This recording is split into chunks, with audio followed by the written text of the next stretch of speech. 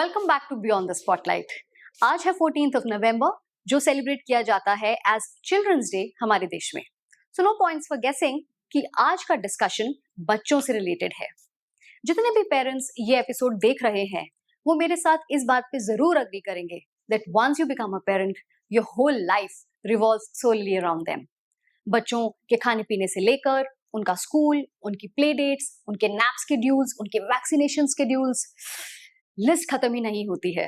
और इस लिस्ट के भी सबसे ऊपर जो टॉपिक आता है वो है उनकी health and wellbeing, and that's exactly what we are going to discuss in today's episode. Joining me today is Dr. Siddharth Gogia, who is undeniably one of the leading pediatricians in Gurgaon. और आज इस episode में मैं उनके साथ बहुत topics पे बात करूंगी। हम बात करेंगे बच्चों की हेल्थ के बारे में, पेरेंट्स के इवॉल्विंग कंसर्न्स के बारे में, मॉडर्न लाइफस्टाइल से निकलते हुए कंसर्न्स के बारे में, हम बात करेंगे घर के नुस्खों के बारे में और हर्बल मेडिसिन के बारे में, क्योंकि वो इंडियन हाउस होल्ड में बहुत कॉमन है। और ये जानेंगे कि कब कब ये नुस्खे काम करते हैं और कब कब हमें मेडिकल हेल्प चाहिए। इसके अलावा हम कुछ कंटेम्प्रेरी इश्यूज पे भी बात करेंगे, जैसे कि स्क्रीन टाइम या stress in young children. Trust me that this episode is going to empower you with all the knowledge that you need to look after your child's health. So without further ado, please join me in welcoming Dr. Siddharth Gogia.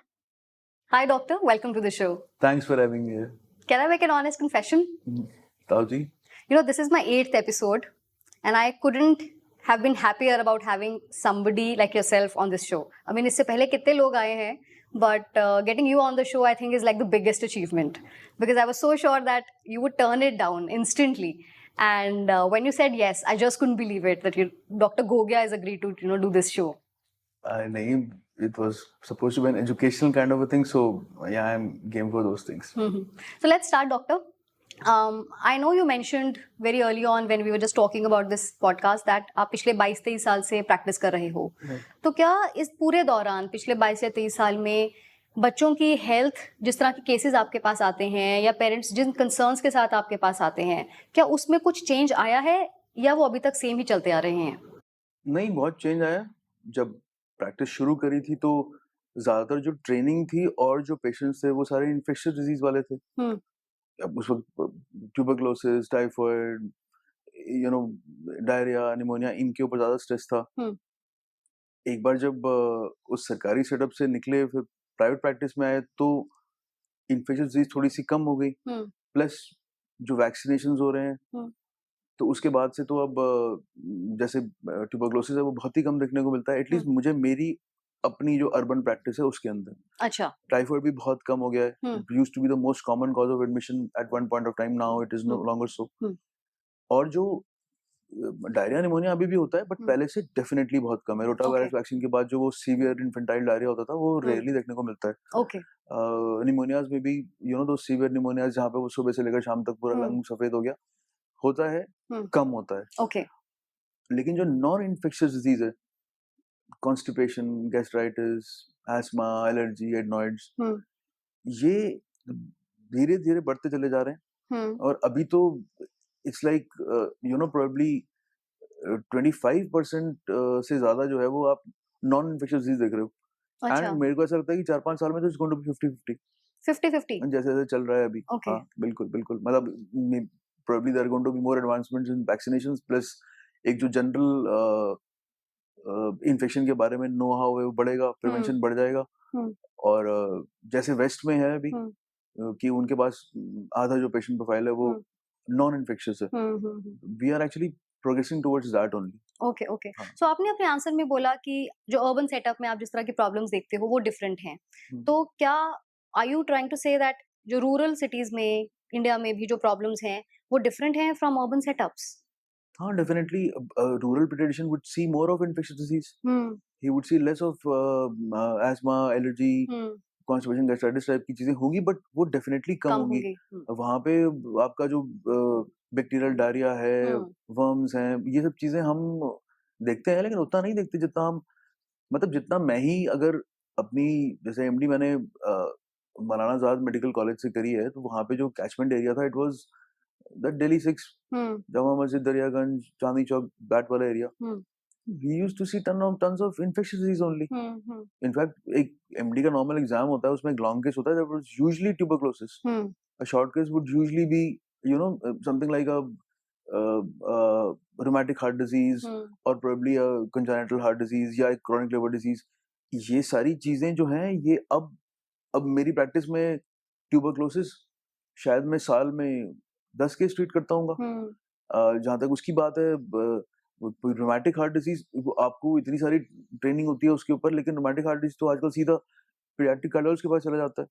हमारे से तो कुछ खास वो नहीं होता जब तक हमें शुरू में वैसे डायग्नोसिस करना होता है. So and it's not very common because उसका जो प्रीसीडिंग फैक्टर होता है स्ट्रेप्टोकोकल सोर थ्रोट, वो बहुत कम हो गया है. एंटीबायोटिक तो फटाफट यूज कर लेते हैं लोग आजकल जैसे ही मिलता है. तो हाँ, जो रूरल पीडियाट्रिशियन है वो इन्फेक्शियस डिजीज ज्यादा देखता है. अच्छा. इसीलिए वो हर जो सिम्टोमोलॉजी होती है उसके अंदर इन्फेक्शियस जो रीजन है वो पहले कंसिडर करता है. जबकि एक अर्बन पीडियाट्रिशियन होगा वो थोड़ा सा एक ब्रॉड व्यू होता है कि वहां पे आप भाई एक सिर्फ एक जुकाम आया उसमें आप सोचते हो कि हाँ भाई ये इन्फेक्टिव है या ये एलर्जिक भी हो सकता है. I don't think rural paediatrician is thinking about allergy at all because उस सेटअप में वो होती भी कम है. तो आप जिस सेटअप में काम करते हो वहां पे अलग तरीके की डिजीज एपिडेमियोलॉजी होती है और फिर थोड़ा आपका दिमाग भी उस तरीके से चलता है. और हाँ, अब हम जो देखते हैं हमें नॉन इन्फेक्शियस बहुत देखने को मिलता है, कॉन्स्टिपेशन इतना देखने को मिलता है, गैस्ट्राइटिस इतना देखने को मिलता है, और जो एस्मा एलर्जी की प्रॉब्लम तो मेरे ख्याल में हर साल बढ़ती चली जा रही है. It is rising in incidence as well as prevalence. मतलब जो पुराने केस तो वो बढ़ते चले जा रहे हैं, नए केस ऐड होते चले जा रहे हैं. पर इतने छोटे बच्चों में डॉक्टर कॉन्स्टिपेशन, गैस्ट्राइटिस जैसी प्रॉब्लम्स क्यों हो रही हैं आज के टाइम में? कॉन्स्टिपेशन, गैस्ट्राइटिस का जो मेजर रीजन है वो तो डाइट और दूसरा lack of physical activity. Diet में ये है कि जो प्रोसेस्ड फूड है वो इतना ज्यादा हो गया है, और एक तो प्रोसेस्ड फूड के बारे में जो थोड़ी सी नॉलेज है वो भी ऐसी कुछ चीजें तो ऐसे मिल गई हैं हमारी डाइट में जो हमें रियलाइज नहीं होता कि वो प्रोसेस्ड है. अब जैसे ब्रेड बिस्किट है, एवरीबॉडी इज ईटिंग टोस्ट, और ये वो है तो प्रोसेस्ड फूड ही ना. अच्छे से अच्छी ब्रेड में 53% होल व्हीट है, तो 47% क्या है बाकी? मैदा. नहीं, वो मैदा नहीं है. Even the best bread which claims that there is no maida and there is only whole wheat has only 53% wheat. तो आप जरा पढ़ो कि नेक्स्ट 47% क्या है. तो नेक्स्ट 47% में तो फिर बहुत सारी चीजें हैं जो वो बल्क बना रही हैं, बट सारे के सारे केमिकल्स हैं. पाम ऑयल, हाँ, वो सारी चीजें बिल्कुल वो है उसके अंदर. और प्लस बच्चों का जो एक नॉर्मल ईटिंग आउट, हमारा ईटिंग आउट होता था जब हम बच्चे थे once in 3 months, फिर वो कहीं से once in 1 month हो गया, फिर once in 15 days हो गया. अब वो probably 1 to 2 times in a week है, और उसके अलावा 2 बार जोमेटो से खाना आता है. और फिर बच्चे का जो 40 बच्चों की क्लास है उनमें 40 का बर्थडे होगा, तो उस दिन वो चॉकलेटें बटेंगी. उसके अलावा आपका जो कॉन्डो है उसके अंदर 20 बच्चों के बर्थडे पार्टी में आप जाओगे, क्योंकि 20 बच्चे हैं वहां पे, वो आपको बुला रहे हैं तो आपको बुलाना पड़ेगा. तो वो हो गया, ठीक है ना. उसके बाद फिर आपके जो घर में फेस्टिवल में गिफ्ट आएगा, वो अब कोई आपको आम और खजूर तो देके जा नहीं रहा, वो चॉकलेट और फेरेरो रोशर के पैकेट ही आ रहे हैं. फिर दादा दादी ने भी अब सोच लिया कि यार चलो अब चॉकलेट ही खिलाते हैं. तो वो तो टोटल मिला के इतना सारा जो जंक आ रहा है, तो अगर मुझसे कोई कहे हमारा बच्चा बिल्कुल जंक नहीं खाता ना, आई एम वेरी स्केप्टिकल. मतलब हो सकता है नहीं खा रहा हो, but you know my default is not that कि this information is correct. You just need to dissect कि क्या खा रहा है. तो सुबह क्या खा के जाता है? बटर टोस्ट और दूध पीता है. बटर टोस्ट जंक फूड ही है. I mean let's not be क्या कहते हैं, बिल्कुल let's be merciless about this thing. और जब आप इतना सारा जंक फूड खाओगे तो वो तो दोनों काम करता है. वो एसिडिटी भी करता है, वो कॉन्स्टिपेशन भी करता है. फिर बच्चों के स्कूल का जो टाइमिंग है, अब सुबह 7 बजे आएगी जी बस, और बच्चा उठेगा 6:15 पे. अब 45 मिनट में वो उठ भी जाए, वो ब्रश भी कर ले, वो पॉटी भी कर ले, वो नाश्ता भी कर ले, और कपड़े भी चेंज कर ले अपने, और वो चलो चलो चलो चलो जल्दी जल्दी जल्दी. वो इतनी एंजाइटी उसके अंदर, तो फिर वो बेसन एसिड तो आपने वहां बढ़ा दी बच्चे की, चलो चलो चलो चलो करके. उसके बाद वो पता नहीं उसने नाश्ता किया कि नहीं किया, नाश्ता छोड़ दिया, दूध पी के चला गया.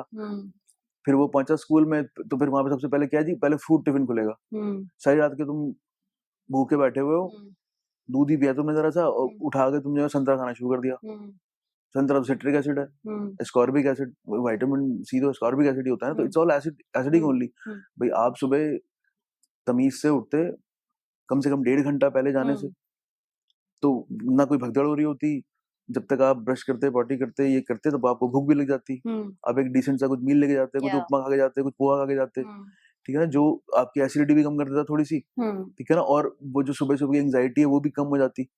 अब सुबह अगर बच्चे ने पॉटी नहीं करी है तो स्कूल में तो बहुत कम बच्चे पॉटी करते हैं, क्योंकि वो सबको ये लगता है कि यहाँ गंदा है, और प्लस बच्चों का ये होता है कि मुझे अपनी जगह पे करनी है, मुझे नहीं करनी यहाँ पे, तो वो होल्ड करके बैठ जाएगा उसको।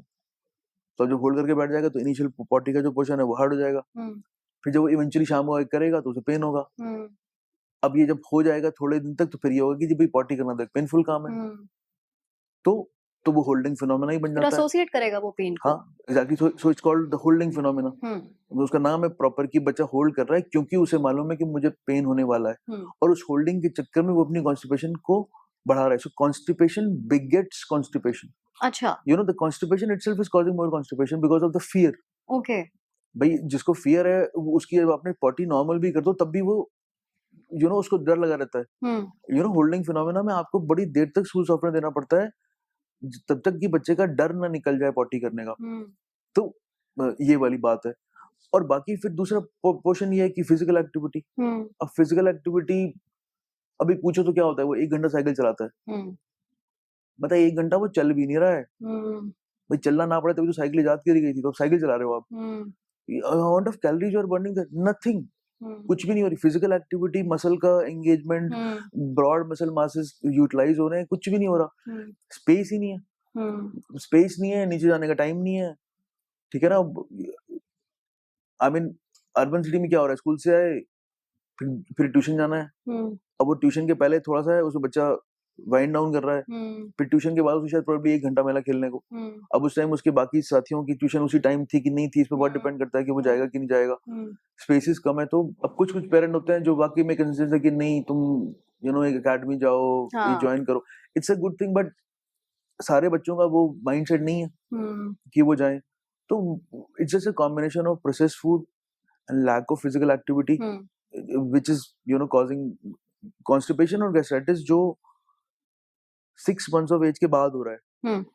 उसमें फूड का बहुत रोल है। मतलब फूड का, फिजिकल एक्टिविटी का, बेसिकली लाइफस्टाइल का।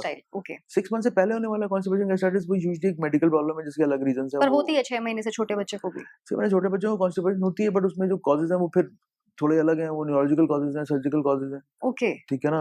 अब कॉन्स्टिपेशन हाइपोथायराइडिज्म में होती है, हर्शबर्ग डिजीज नाम की चीज होती है, कोलोनिक एंजाइनोसिस होता है, वो सब एक मेडिकल चीज है। वो I think for an average viewer वो एक अलग बात हो गई। बट हाँ, 6 months के बाद जो चीजें हो रही हैं उसमें डाइट का और लाइफस्टाइल का बहुत रोल है। और ये फिर इसकी तो फिर फार रीचिंग साइड इफेक्ट्स है ना। मतलब यही सब लाइफस्टाइल, वो कॉन्स्टिपेशन, गैस्ट्राइटिस, फिर वो कहीं पे बीच में इसी चीजों की वजह से, वही प्रोसेस्ड फूड की वजह से वो ओबेसिटी भी आ गया बीच में, ठीक है ना। फिर जब ओबेसिटी आ गई इस मिक्स में, तो वो तो फिर आपकी पूरी ये चीज आपकी पूरी लाइफ को चेंज कर सकती है। तो लॉन्ग टर्म इम्प्लीकेशंस और क्या हैं इसके? कॉन्स्टिपेशन के लॉन्ग टर्म इम्प्लीकेशन, आप प्रेशर लगाते रहोगे, करते रहोगे, तो फिर something is got to give way. कहीं से हर्निया निकल आएगा, कहीं से पाइल्स हो जाएंगे। दोनों के अंदर जो अगर रिस्क फैक्टर मानो तो क्रॉनिक कॉन्स्टिपेशन ही माना गया रिस्क फैक्टर, या क्रॉनिक कॉफ माना गया। यानी कि आपका इंट्रा एब्डोमिनल प्रेशर बढ़ रहा है, एब्डोमेन के अंदर वाला कॉफ में भी बढ़ता है जब आप जोर से करते हो, और जब आप स्ट्रेन करते हो। गैस्ट्राइटिस में भाई वो द सेम गैस्ट्राइटिस अगर सीधा सीधा उधर रहे तो कोई बात नहीं है, it just going to cause discomfort, but it has a potential to cause an oesophageal structure ऊपर, वो कम देखने को मिलता है। बट मोर इम्पोर्टेंटली वो सारा खाना इनिशियली कॉन्स्टिपेशन गैस्ट्राइटिस कर रहा है, बाद में ओबेसिटी कर रहा है। मतलब ओबेसिटी के रेट तो दिख रहे हैं क्लिनिक में, बढ़ते चले जा रहे हैं, बीएमआई बढ़ता चला जा रहा है बच्चों का, ठीक है ना। तो वो अब आप इस उम्र में मोटे होते हो तो आपके फैट सेल्स का नंबर बढ़ता है। ओके, मैं अभी ज्यादा खाना खा के मोटा होऊंगा, मेरे फैट सेल का साइज बढ़ेगा। इसको एक थ्योरी भी नाम भी दिया गया है ना, जहाँ पे फैट नंबर और फैट साइज दोनों डिपेंड करते हैं। नहीं, वो थ्योरी वो यूट्यूब वालों ने नाम दिया, टेक्स्ट बुक में नाम नहीं है। अच्छा, कोई बुक नाम नहीं है। नहीं। ओके, तो मैं अगर डाइटिंग करूंगा तो मेरे फैट सेल्स का साइज फटाफट नहीं वापस आ जाएगा। Okay, I lose weight and काम खत्म। क्योंकि आप बचपन में क्योंकि मेरे फैट सेल ज्यादा नहीं है, क्योंकि मैं बचपन में लीन था। अच्छा, ठीक है ना। बट जो शुरू से ही फैट रहा है, उसके किस फैट एज सेल्स का तक? Okay, so I am sorry, I am cutting you short. Puberty as a cut puberty of मान तक, सकते हैं, हाँ okay. Puberty as a cut off मान सकते हैं। प्यूबर्टी में भी आप एंटर करते गिनते भी आप फैट थे तो आपके फैट सेल का नंबर बहुत ज्यादा था। Number, okay. हाँ, एंड साइज? साइज में फिर यही बात है ना कि आप अगर मोटे हो तो आप डाइटिंग करके साइज ही तो कम कर सकते हो सेल का, बट वो सेल कहाँ जाएंगे? अच्छा, वॉल्यूम नहीं कम हो तो सकता। अगर सेल आपके ज्यादा हैं तो फिर होते नहीं है लोग जो बेचारे कितनी मेहनत करते हैं, कितनी डाइट करते हैं, लेकिन वो नहीं लूज कर पाते। यही यहाँ से है। तो और फिर वो उस ओबेसिटी से और क्या होता है, उस ओबेसिटी से आप फीमेल चाइल्ड में वो ओबेसिटी का डायरेक्ट कोरिलेशन है आपके पीसीओडी से, पीसीओडी। जो पॉलीसिस्टिक ओवेरियन डिजीज होती है। हर्सुटिज्म से रिलेशन है। अब सारे जो आपके जो हेयर आते हैं इधर उधर वो आपके सीधा उसके ऊपर डिपेंडेंट है। प्लस आप ज्यादा मोटे होगे तो जल्दी प्यूबर्टी में एंटर करोगे। जल्दी प्यूबर्टी में एंटर करोगे तो अपनी जो पीक हाइट है वो थोड़ी सी लेवल हो जाएगी, बिकॉज जो देर तक ग्रो करता रहेगा और उसके बाद प्यूबर्टल ग्रोथ स्पर्ट मारेगा विज विज वो बच्चा जो जल्दी से प्यूबर्टल ग्रोथ स्पर्ट मारेगा तो नेट हाइट आपकी कम होगी। सो पोटेंशियली तो उसके आपका हाइट पे भी इफेक्ट हो सकता है। मतलब आप पोटेंशियली की बात करोगे तो यही बात। और ये सारा शुरू कहाँ से हो रहा है? लाइफस्टाइल, डाइट एंड फिजिकल वो एक्टिविटी। खाने से। मतलब ये तो जो पॉपुलेशन है, मतलब ये पॉपुलेशन क्या बोलना चाहिए, जो जनरेशन है इसके तो दो ही बेन है बेसिकली, एक वो स्क्रीन टाइम और एक जंक फूड। ये नहीं होती तो ये अभी तक मार्स पे कॉलोनी बना चुके होते। हाँ सीरियसली, मतलब ये I think this generation had such a good opportunity, such educated parents, और जिनको फिक्र है हर हर स्फीयर में। बट वो कुछ सोशल ऐसे बन गया, फिर वो बीच में कोविड आ गया कि you know things are just getting out of control. पर ये तो बात हुई डाइट की या फिजिकल एक्टिविटी की। उसके अलावा भी क्या हमारे टाइम में कुछ ऐसे प्रैक्टिसेस हैं जिनकी वजह से लोगों की या बच्चों की इम्यूनिटी पे फर्क पड़ रहा हो? या सो इन दैट सेंस देखो, जो इम्यूनिटी है अब लाइक अब प्रीटर्म डिलीवरी ज्यादा हो रही है, आईवीएफ कंसेप्शन होता है, ठीक है। अब वो जो प्रीटर्म बच्चा आएगा ऑब्वियसली शुरुआती उसकी जो इम्यूनिटी होती है वो उतनी अच्छी नहीं होती है। अच्छा। प्रीमेच्योरिटी अपने आप में एक वो है। प्रीमेच्योर बेबीज तो बढ़ रहे हैं ना, बिकॉज नाउ अब आप 28 वीक को बचाते हो, आप 26 वीक में भी आप पूरा ट्राई मारते हो कि यार बच जाए शायद, ठीक है ना। तो ये जो प्रीमेच्योर वाले जो बच्चे जो बढ़ रहे हैं उनका वो दूसरा, फिर सीजरियन सेक्शंस बढ़ रहे हैं। एक नॉर्मल वेजाइनल डिलीवरी में जितना सारा एक्सपोजर होता है उस पूरा बर्थ कैनाल से, इट हैज बीन प्रूवन कि वो इम्यूनिटी बिल्ड करने में हेल्प करता है। पर वो क्या किसी सर्टेन पीरियड तक इम्यूनिटी बिल्ड करता है या लाइफ लॉन्ग के लिए देता है? नहीं यार, बट वो जो सारी चीजें होती है ना वो इन मोशन देसी इम्यूनिटी जो है ना एक यूनिडायमेंशनल चीज नहीं है। हम लोग ना पता नहीं सोचते हैं कि इम्यूनिटी कुछ ऐसी चीज है जो ये खाने से बढ़ जाएगी, ये खाने से कम हो जाएगी। आप सोचो ना, आपका पूरा स्किन इंटैक्ट है, इन्फ्लेम्ड नहीं है, ये भी इम्यून सिस्टम का पार्ट है कि बैक्टीरिया अंदर नहीं जा पा रहे हैं। जिसको एटॉपिक डर्मेटाइटिस होता है उसको तो बैक्टीरिया सेंसिटाइज करते हैं, ठीक है ना। आपका सलाइवा है उसके अंदर भी ऐसी चीजें जो बैक्टीरिया को मार रही हैं। आपके पेट में एसिड है वो भी बैक्टीरिया को मार रहा है, ठीक है ना। उसके बाद आपके स्पेशलाइज सेल्स हैं जो बिना किसी प्रीवियस एक्सपोजर के भी बैक्टीरिया वायरस को मारते हैं, नेचुरल किलर सेल्स। फिर स्पेशलाइज सेल्स हैं जो एक पर्टिकुलर वायरस या सेल के अगेंस्ट एंटीबॉडी प्रोड्यूस करते हैं, या टी लिम्फोसाइट्स हैं जो सेल्स ही हैं जो सीधा बैक्टीरिया को मारते हैं। तो वो इतनी सारी चीजें हैं, तो वो एक यूनिट। बट ये चीज जो मैं बता रहा हूँ कि जैसे एक नॉर्मल डिलीवरी होना, हाँ उस बच्चे की इम्यूनिटी ज्यादा होगी एज कम्पेयर टू, बहुत फर्क होगा नहीं, थोड़ा फर्क होगा, बट यही तो बात है ना, थोड़ी थोड़ी चीजें बिल्डअप करती हैं बाद में। उसके बाद फिर exclusive breast feeding, that is supposedly the most important intervention की वो होगा। एक तो इम्यून सिस्टम के मैच्योरेशन में हेल्प करता है, और दूसरा मदर जिन भी डिजीजेस को एक्सपोज है और उसने उसके अगेंस्ट एंटीबॉडी बनाई है वो बेबी को भी जा रही है। भाई मदर कोई अभी कोल्ड हुआ, एक मदर है, दो मदर ब्रेस्ट फीडिंग करानी है, सॉरी एक मदर ब्रेस्ट फीडिंग करा रही है, एक मदर ब्रेस्ट फीडिंग नहीं करा रही है। ब्रेस्ट फीडिंग वाली मदर को कोल्ड हुआ तो जिस वायरस से कोल्ड हुआ उसको बच्चा भी एक्सपोज होगा, लेकिन वो फटाफट एंटीबॉडी बना के अपने मिल्क के थ्रू उस बच्चे को पहुंचा रही है। ट्रीटमेंट, वायरस का बेस्ट ट्रीटमेंट क्या है? टू हैव द बिल्कुल स्पेसिफिक एंटीबॉडी। जैसे ट्रम्प को कोविड में मिला था ना एंटीबॉडी कॉकटेल, या that is a kind of treatment she is giving, the best treatment available virus के अगेंस्ट उस वायरस की antibody. There can't be anything better than that. But जो मदर नहीं करा रही है ब्रेस्ट फीड, तो उसके बच्चे को तो नहीं मिल रहा फायदा। आपका यहीं से शुरू हो गया कि वो ज्यादा बीमार पड़ेगा, या अगर बीमार पड़ेगा तो उसकी ड्यूरेशन कितनी होगी, ठीक है ना। तो जो एक्सक्लूसिव ब्रेस्ट फीडिंग है उसका फिर उसके बाद बाहर आ गए तो फिर आपका जो एनवायरनमेंट है उसका क्या हाल है। अब आप बिल्कुल ही जो है ना, दो तरह के एनवायरनमेंट होते हैं, बिल्कुल ही क्या कहते हैं, फिल्दी एनवायरनमेंट है या प्रिस्टीन एनवायरनमेंट है। हाँ। दोनों में ही प्रॉब्लम है। फिल्दी एनवायरनमेंट में इन्फेक्शियस डिजीज, और एक्सट्रीमली जो प्रिस्टीन एनवायरनमेंट है जहाँ पे हर आदमी जो है वो सैनिटाइजर से हाथ धो रहा है, इसको भी साफ कर दो उसको भी साफ कर दो, वो भी प्रॉब्लमेटिक है। क्योंकि आपको जो नेचुरल एक लोड मिलना चाहिए था, लो लोड ऑफ बैक्टीरिया वायरस, और आपका इम्यून सिस्टम थोड़ा थोड़ा ट्रेन होता रहता, ठीक है ना भाई। आप सीधा थोड़ी जंग के लिए चले जाओगे, पहले ट्रेनिंग भी तो करेगी आपकी आर्मी। तो ये ट्रेनिंग ही हो रही होती है, वो ट्रेनिंग तो आपने हटा दी। तो अब उस प्रिस्टीन एनवायरनमेंट में एलर्जी आती है। एलर्जी का तो जो प्रेजेंट हाइपोथेसिस है वो है ही हाइजीन हाइपोथेसिस। ओके। अब तो अमेरिकन एकेडमी ऑफ पेडियाट्रिक्स बोल रही है कि अगर वो पैसिफायर जमीन पे गिर जाए और आपने टू द काउंट ऑफ 2 ढालिया उसको, तो उसको बिना धोए बच्चे के मुंह में डालो। मतलब वो भी कह रहे हैं थोड़ा सा तो जाए इनके अंदर कुछ, क्योंकि इतनी ज्यादा जो एलर्जी है उसका अल्टीमेटली यही माना गया ना कि जो रीजन है वो इज दिस एक्सट्रीम प्रिस्टीन, जो आपने बिल्कुल हाइजीन के पीछे जो आप पागल हो गए हो। So why do think allergy इतनी ज्यादा कॉमन वेस्टर्न वर्ल्ड में? क्योंकि एक टाइम पे वो बिल्कुल क्लीननेस फ्रीक्स थे।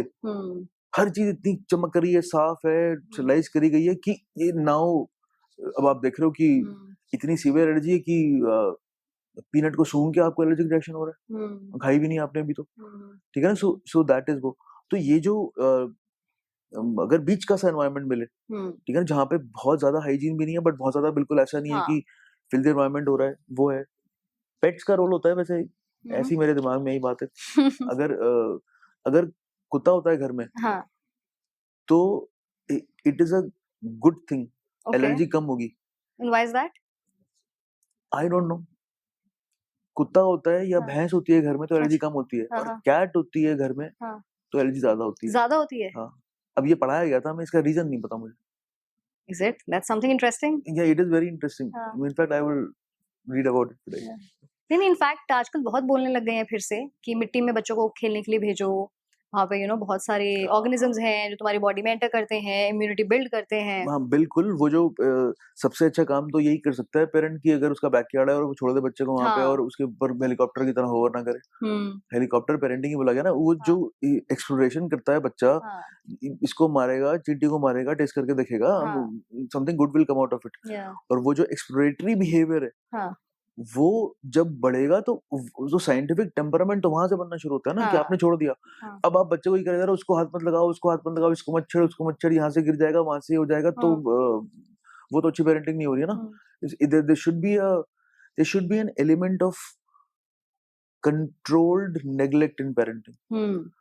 आपका काम है, आप एक चाइल्ड प्रूफ स्पेस प्रोवाइड करो, और हाँ आपकी नजर होनी चाहिए, बट आप घुसे नहीं होने चाहिए बच्चे में। आप उसके हर चीज को कंट्रोल कर रहे हो। अब ये एडवाइस आ रही है कि इसको कौन सी एक्सरसाइज कराऊं 6 महीने के बच्चे को, 6 महीने के बच्चे को एक्सरसाइज, मतलब, और वो बेबी आइंस्टाइन की किताबें बिक रही हैं आजकल, वो पता नहीं क्या बताना चाह रहे हैं बच्चों को। आईक्यू तो इन सब चीजों से नहीं बढ़ता है, इन सब चीजों से ईक्यू बढ़ता है।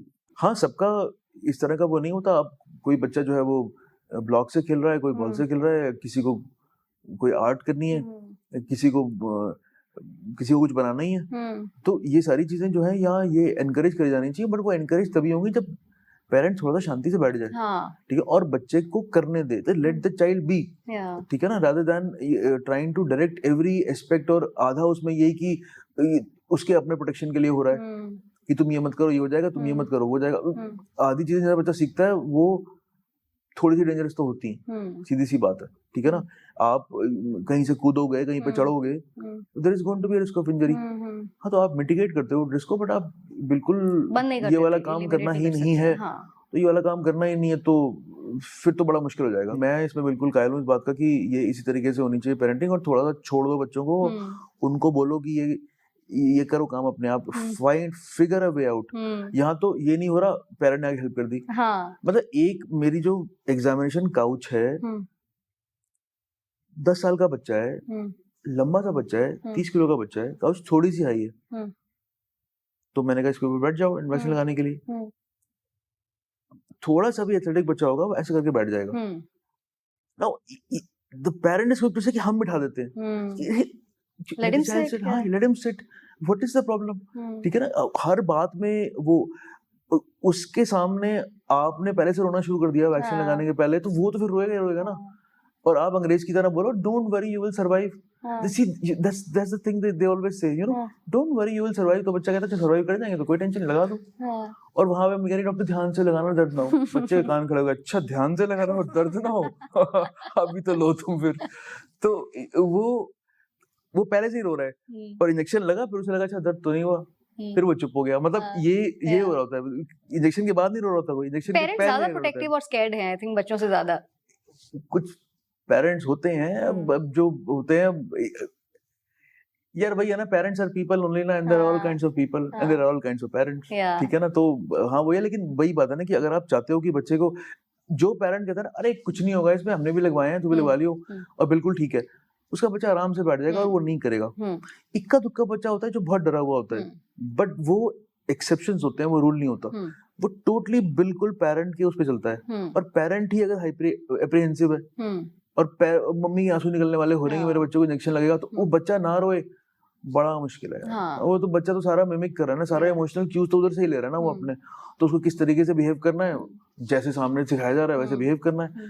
तो अब आप इसमें कुछ कह भी नहीं सकते ना, आप पेरेंट को डांटोगे थोड़ी कि तुम ऐसे क्यों बिहेव कर रहे हो, लेकिन अभी इस प्लेटफॉर्म से तो बोल सकते हैं ना कि यार ऐसे मत किया करो। नहीं, इनफैक्ट आपने मिमिक करने के बारे में बात की। I remember watching this video on Instagram, जहाँ पे एक बहुत छोटा बच्चा है, आई थिंक अबाउट ईयर और सो, और उसके पेरेंट पीछे हैं एंड उन्होंने जान कैसे हिट किया किसी और चीज को, बच्चे को नहीं लगी, but the parents started crying pretending कि तुम्हें लगी है तो ओ इट्स ओके ओके चुप हो जाओ, बच्चा भी रोने लग गया, नॉट नोइंग कि एक्चुअली किसी चीज को हिट किया है, उसको नहीं हिट किया है। हाँ एग्जैक्टली बिल्कुल ठीक है। ये इन चीजों का बहुत फर्क पड़ता है ना। शुरू में तो बच्चा टोटली देख रहा होता है कि क्या हो रहा है और बिल्कुल उस तरह की चीजें कर रहे हो। अब देखो कितनी सारी वीडियोस हैं जहाँ पे डैड इज सिटिंग और उसने ऐसे करके स्ट्रेच किया, तो बच्चे ने देखा ऐसे, तो उसने वैसे करके स्ट्रेच कर लिया। टोटली मिमिक कर रहा है उसको कि किस तरीके से हो रहा है। इतने सारे चाइनीज वीडियो हैं जहाँ पे वो खाना खिलाने के लिए, बच्चा खाना नहीं खा रहा है तो मदर ने डैड को खिलाया खाना, तो डैड ने कहा ना ना ना, मदर ने एक थप्पड़ लगा दिया डैड को। उसके बाद डैड ने खाना खा लिया। उसके बाद बच्चे को खाना खिला रहे हैं, बच्चे ने देखा डैड की तरफ तो मुंह खोल के हाँ मैं भी खा लेती हूँ। They learn like this only. तो आप जिस तरह का बिहेवियर करोगे बच्चा मॉडल कर लेगा उसको। जनरली यही होता है। आई एम नॉट सेइंग कि हर वक्त यही होगा, अब कोई ये बोले कि हम तो ऐसे करते हैं लेकिन हमारा बच्चा से करता है, हाँ होगा ऐसा बच्चा, बट जनरली ये मिररिंग जो होती है ये बहुत बहुत ही कॉमन होती है। कितनी बार होता है कि बच्चे के पेट में दर्द हो रहा है, आपने सब कर लिया एग्जामिन, कुछ लग तो रहा नहीं है, फिर आप पूछते हो और किसी घर में पेट में दर्द हो रहा है, तो कि हाँ जी वो दादी के पेट में दर्द हो रहा है, तो बच्चे ने वहां देखा पेट में दर्द, तो बच्चे के पेट में दर्द हो गया, and you are racking your brains out कि पेट में दर्द हो क्यों रहा है। पहले टाइम आपने बोला चलो शायद एसिडिटी हो गई होगी, second time also same, now it has shifted to some other place, then you know कि अच्छा ये जो है गड़बड़ चल रही है। तो this is something I noticed with my younger one. मेरे बड़े बेटे का बीच में एक दो बारी कभी तबीयत खराब थी, उसने बोला मम्मा पेट दर्द हो रहा है। My younger one who can't even speak properly is like पेट में दर्द हो रहा है। हाँ पेट में दर्द हो रहा है, कुछ नहीं हो रहा है और वो सिर्फ उसको कॉपी कर रहा है, तो क्योंकि उसका टेंशन में रही ना पेट में दर्द बोलने में, तो उसको मेरे को भी मिल जाए पेट में दर्द बोलना होता है। या सो वो चीज होती है। ये बात कहाँ से शुरू हुई थी? ये बात हुई थी एनवायरनमेंट से। तो सो जो इम्यूनिटी का जो इफेक्ट था उसके ऊपर, तो ये है। और उसके अलावा फिर और कौन से फैक्टर्स हैं? और फिर फैक्टर में आ जाएगा एंटीबायोटिक यूज, ठीक है ना, कि आप जरा सा कफ कोल्ड में आप एंटीबायोटिक खाना शुरू कर देते हो, तो उससे परेशानी होती, सारे फ्रेंडली बैक्टीरिया मार रहे हो अपने, एक चीज, ठीक है ना। और जब फ्रेंडली बैक्टीरिया की पॉपुलेशन घटेगी, it will actually make you susceptible to infections. Antibiotic infection use के बाद fungal infections are so common. आप एंटीबायोटिक खाते हो उसके बाद आपके ओरल थ्रश हो जाता है, व्हाई? बिकॉज़ सारे फ्रेंडली बैक्टीरिया मर गए, फंगस को आगे मौका मिल गया वहां पे मल्टीप्लाई करने का, ठीक है ना। या अगर आप एक कम्युनिटी है जो बहुत ज्यादा एंटीबायोटिक खाएगी, तो अब नेचुरल सिलेक्शन हो गया ना, तो एंटीबायोटिक जो सेंसिटिव स्ट्रेन्स हैं वो तो खत्म हो गए, और एंटीबायोटिक रेजिस्टेंट स्ट्रेन्स अब हैं, तो उस कम्युनिटी में फैलेंगे, तो जब वो फैलेंगे फिर वो इन्फेक्शन भी करेंगे। फिर उस केस में लाइन ऑफ ट्रीटमेंट क्या होगा? अब जो कॉमन एंटीबायोटिक आप दे रहे हो वो तो मार रही थी कॉमन बैक्टीरिया को, लेकिन आपने उसके ऊपर तो पर्दा डाल दिया, ठीक है ना, कि आपने भाई पहले ही आपने एंटीबायोटिक दे दी कि मैं तो सेकेंडरी इन्फेक्शन प्रिवेंट करने के लिए एंटीबायोटिक दे रहा हूँ। कोल्ड में लोग बहुत ये फर्जीवाड़ा करते हैं कि जी कोल्ड हो रहा है बट ऐसा करो एंटीबायोटिक खा लो, सेकेंडरी इन्फेक्शन नहीं होगा। आप सेकेंडरी इन्फेक्शन इसलिए होता है कि कोल्ड एक वायरल इन्फेक्शन है और आपकी इम्यूनिटी कम कर दी कोल्ड ने, और इसलिए जो ईयर इन्फेक्शन जो कि बैक्टीरियल इन्फेक्शन होता है, निमोनिया जो कि एक बैक्टीरियल इन्फेक्शन होता है, वो हमेशा एक कॉमन कोल्ड कॉफ के बाद ही होता है। हाँ, बट अगर आप पहले से ही एंटीबायोटिक दे रहे हो ये कह के कि भाई तुम्हारी इम्यूनिटी कम है, तुम्हें कहीं ना हो जाए, तो normal oral antibiotic normal common bacteria ही मार सकती है। उससे उसने प्रिवेंट कर दिया, चलो, लेकिन इम्यूनिटी तो कम ही है बट आपकी। वो तो फ्रेंडली बैक्टीरिया भी मारेगा ना। हाँ, वो फ्रेंडली बैक्टीरिया भी मार रहा है, बट वो एक दूसरा काम भी कर रहा है कि आप यहाँ खड़े हो, आपके सामने एंटीबायोटिक आ गई, कॉमन जो बैक्टीरिया है वो तो नहीं आ पा रहे अब, लेकिन आपने रिस्क बढ़ा दिया ना अनकॉमन बैक्टीरिया के इन्फेक्शन का। उन अनकॉमन बैक्टीरिया के लिए हमारे पास ओरल एंटीबायोटिक नहीं है, फिर आप भर्ती होगे, आपको आईवी एंटीबायोटिक लगेगी। ओके, तो you just increase the child's chances of getting admitted with a bad infection. Okay. So it is better to ride your luck, get infected by common bacteria, which can then be treated by common antibiotics, rather than play extra smart. ठीक है, and increase your chances of getting infected by uncommon bacteria, which will require then uncommon antibiotics, which are given through intravenous. पर आप क्या ऐसे cases देखते हो जहाँ पे सुपर बग से बच्चा इन्फेक्ट हुआ है या एंटीबायोटिक रेजिस्टेंट है? यूरिनरी ट्रैक्ट इन्फेक्शन में तो आजकल देखने को मिल रहा है, कॉमन है। हाँ, मतलब मैं नहीं बोलूँगा कॉमन है, बट देखने को मिल रहा है। Okay. ये चीज ऐसी है जो मेरे ख्याल में वेस्ट वाला नहीं देखते, और अगर देखेंगे तो वहाँ बिल्कुल पैनिक मच जाएगा। हमारे यहाँ तो सब कूल लोग हैं। आप बैक्टीरिया देखते हो, ऊपर से नीचे तक जितनी सारी एंटीबायोटिक है सबसे रेजिस्टेंट लिखा हुआ है, एक से भी सेंसिटिव नहीं है। वेंटिकुलर टैप में देखने को मिलता है, जो सेरेब्रोस्पाइनल फ्लूइड का जो टैप होता है उसमें देखने को कभी कभी मिलता है इस तरह का बैक्टीरिया जो हर चीज से रेजिस्टेंट है। और जब हर चीज से रेजिस्टेंट है तो फिर आप क्या करोगे? फिर you pick your two best drugs, you give it, and you hope that the child will make. पर I'm going to ask two questions, क्योंकि आपके आंसर में आपने एंटीबायोटिक्स के बारे में बात की, आपने इम्यूनिटी के बारे में भी बात की। So talking about antibiotics first and later on I want to come to immunity. Antibiotics का प्रिस्क्रिप्शन ज्यादा आपको लगता है क्योंकि पेरेंट्स डरे हुए होते हैं और वो बच्चों को लेके जाते हैं डॉक्टर के पास एंड देन दे एक्सपेक्ट कि बच्चा जल्दी ठीक हो जाए, या मेडिकल कम्युनिटी में ही आपको लगता है अभी पूरा अच्छी तरह से अंडरस्टैंडिंग नहीं है कि एंटीबायोटिक कब प्रिस्क्राइब करना है कब नहीं करना है? Because I have seen in my own like experience कि there are some doctors who are very generous with antibiotics. पेट खराब हुआ है बेटे एंटीबायोटिक ले लो, it's okay. But there are others who want to be very sure कि नहीं आप पहले टेस्ट कराओ, अगर आएगा उसमें इन्फेक्शन तभी देंगे, नहीं तो नहीं देंगे। इसी एंटीबायोटिक्स ने सिर्फ बैक्टीरिया मारने हैं, वायरस नहीं मारने हैं। 90% जो इन्फेक्शन डिजीज आप देख रहे हो वो तो वायरल ही है, ठीक है ना। अब वो आपके कोविड में या आपके डेंगू में या आपके इन्फ्लुएंजा में, आपके चिकन पॉक्स में, आपके नॉर्मल कॉमन कोल्ड्स में, कॉमन वायरल डायरियाज में, कॉमन वायरल गैस्ट्राइटिस में तो कोई रोल ही नहीं इन चीजों का, ठीक है ना। और ये कहना कि बच्चा बहुत सिक है, इट डजंट मैटर कि बच्चा सिक है कि नहीं है। अगर बैक्टीरियल डिजीज है तो एंटीबायोटिक मिलेगी।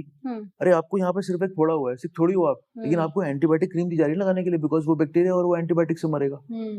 और वहां पे आप सिक हो गए बिल्कुल डेंगू से, तो उसमें एंटीबायोटिक नहीं करना, क्या है उसने डेंगू को थोड़ी मारना है, वो है ही नहीं उस चीज के लिए। तो ये कहना कि हमारा बच्चा इतना सिक हो गया था कि उसको एंटीबायोटिक देनी पड़े, ये बेकार की बात है। ये आपका बच्चा बैक्टीरियल इन्फेक्शन से ग्रस्त था, आपको एंटीबायोटिक मिली, बड़ी अच्छी बात है। और आपके बच्चे को अगर वायरल इन्फेक्शन में एंटीबायोटिक दी गई तो ये बहुत खराब काम किया गया, ठीक है ना। और मेडिकल उसमें कुछ नहीं है, हर टेक्स्ट बुक में लिखा हुआ है बैक्टीरियल इन्फेक्शन में एंटीबायोटिक देंगे, वायरल इन्फेक्शन में सपोर्टिव केयर देंगे, ठीक है ना। अब वो जो प्रेशर होता है वो आधा तो पेरेंट की वजह से आ रहा है, क्योंकि पेरेंट को लगता है उसे मालूम है कब एंटीबायोटिक देनी है, तो उसको लगता है कि मेरा बच्चा सिक है तो उसका मतलब इसको एंटीबायोटिक चाहिए। ये पता नहीं कहाँ से आया है दिमाग में, बट ये बात फैक्चुअली तो बिल्कुल इनकरेक्ट है ना, कि sickness has got nothing to do with the decision to give an antibiotic और not, it totally depends upon the cause of your sickness. और दूसरा फिर ये कि अब यही बात है ना, अब नए किसी पीडियाट्रिशियन ने प्रैक्टिस शुरू करी, ठीक है ना, तो he is wanting everybody to have a good experience. अब वो बेचारा जो है उसके बाद दो चॉइसेस हैं, या तो वार्ड जाए कि नहीं जी बिल्कुल जरूरत नहीं है, वायरल है आपको, आप वेस्ट में देखो आपको मिलती है एंटीबायोटिक, फोन कर रहे होते हैं वहां से कोई एंटीबायोटिक बता दो, नहीं यार तुम्हें वायरल इन्फेक्शन है। वहां पे उनको मालूम है भाई ये मेरा एरिया, ये मेरे पेशेंट्स हैं, ये मेरे पास ही आएंगे, और वो बिल्कुल जिम्मेदारी से काम कर रहा है, वो नहीं दे रहा, जो बोल रहा है उसको मना कर रहा है क्लियरली, बिल्कुल ब्लंटली। हमारे यहाँ पे क्या है कि वो अब उसको प्लीज करना है अपने वो, क्योंकि पेशेंट को लगेगा यार दो दिन में हम कहीं और दिखा लेते हैं, तो वो ये नहीं समझ रहा कि वो प्लीज करने के चक्कर में दिख रही है एंटीबायोटिक, तो उस प्लीजिंग का क्यूमुलेटिव खामियाजा हम लोग 10 साल के बाद भुगत रहे होंगे।